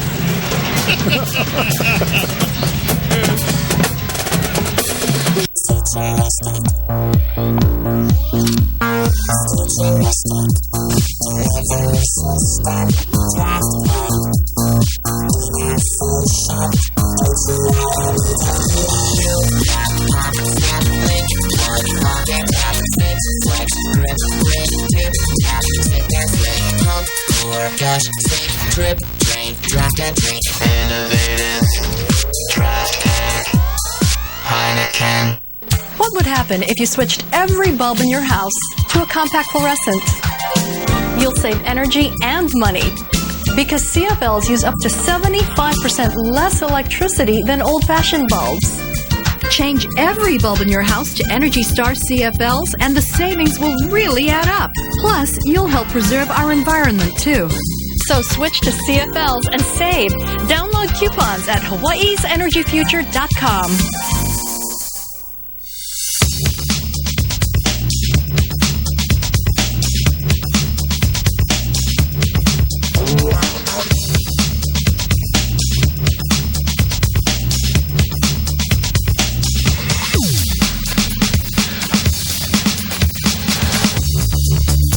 It's back. The irresistibly sweet taste of McDonald's Halpia Pie, made with creamy coconut filling and a crispy golden brown pastry. I'm loving it. Well, true freshman Omar Clayton, a little bit of action here. Late in the fourth quarter, UNLV hadn't scored since the opening drive of this ball game. It was 42-7 until Clayton punched it in. Looked good. Turning on the wheels. Welcome back, everybody, to Sam Boyd Stadium. UNLV hosting the second top 25 team in the nation. Back-to-back weeks. First time that's ever happened in school history. Here goes Ryan Luton, who had a 40-yard interception return for a touchdown earlier. Wrapped up around the collar. Now let's take a peek at our Red Rock rockin' hit of the night. Frank Summers, just a junior, the JUCO transfer, rocking the bells like LL Cool J on Solomon Elamimian. This earlier in the game, lowering the hat. Boy, is that some power right there. 5'10", 240-pound junior out of Oaktown, Oakland, California. That's our Red Rock rockin' hit.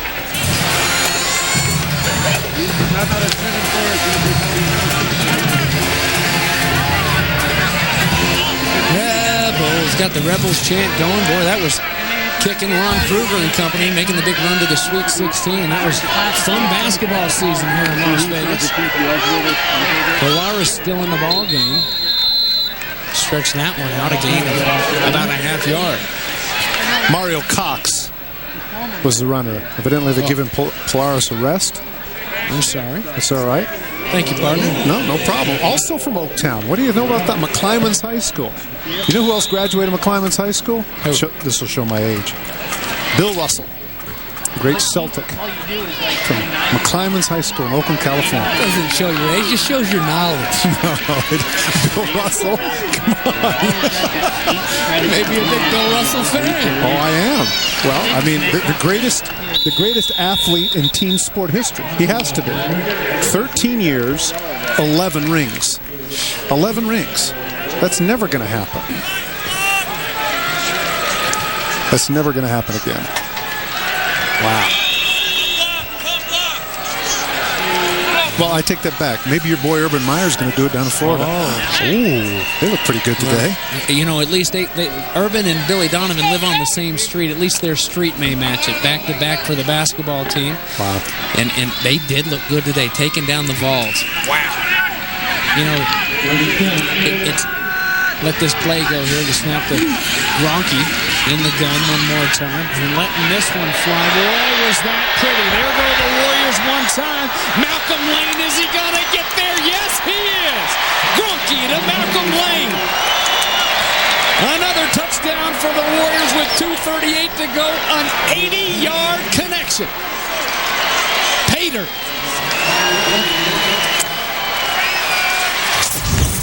if you're at home and you're thinking to yourself, what's the deal? Are they rubbing it in? Are they trying to get extra points? I think that one of the issues here is that Gronke, he's the heir apparent, and he doesn't get much playing time as a result of Colt Brennan. This is the guy that's going to be the trigger man next year, and he has to do more than just come in garbage time and hand off. He's got to know what it's like to throw in game situations, and what a beautiful throw that was. And like we've talked about the whole game, that's all they do. Right. They really don't. I ain't got nowhere else to go. But up top. What were you doing? Were you doing your Richard Gere? What was that? I was trying. I got no place to go. Here's another look at it. 80 yards. The junior from Tucson to the sophomore from the 954 Fort Lauderdale, Florida, and 89 out the gate into the end zone. That was a beautiful throw. Right on the money. Well, he'll go over and sign some autographs. How about this Hawaii team? What is this? One touchdown and you're signing autographs? I tell you what, those fans are easily pleased, man. Here's our Sonic Drive summary. An 81-yard touchdown reception, they'll call it, to Malcolm Lane from Tyler Gronke. And Gronke's over there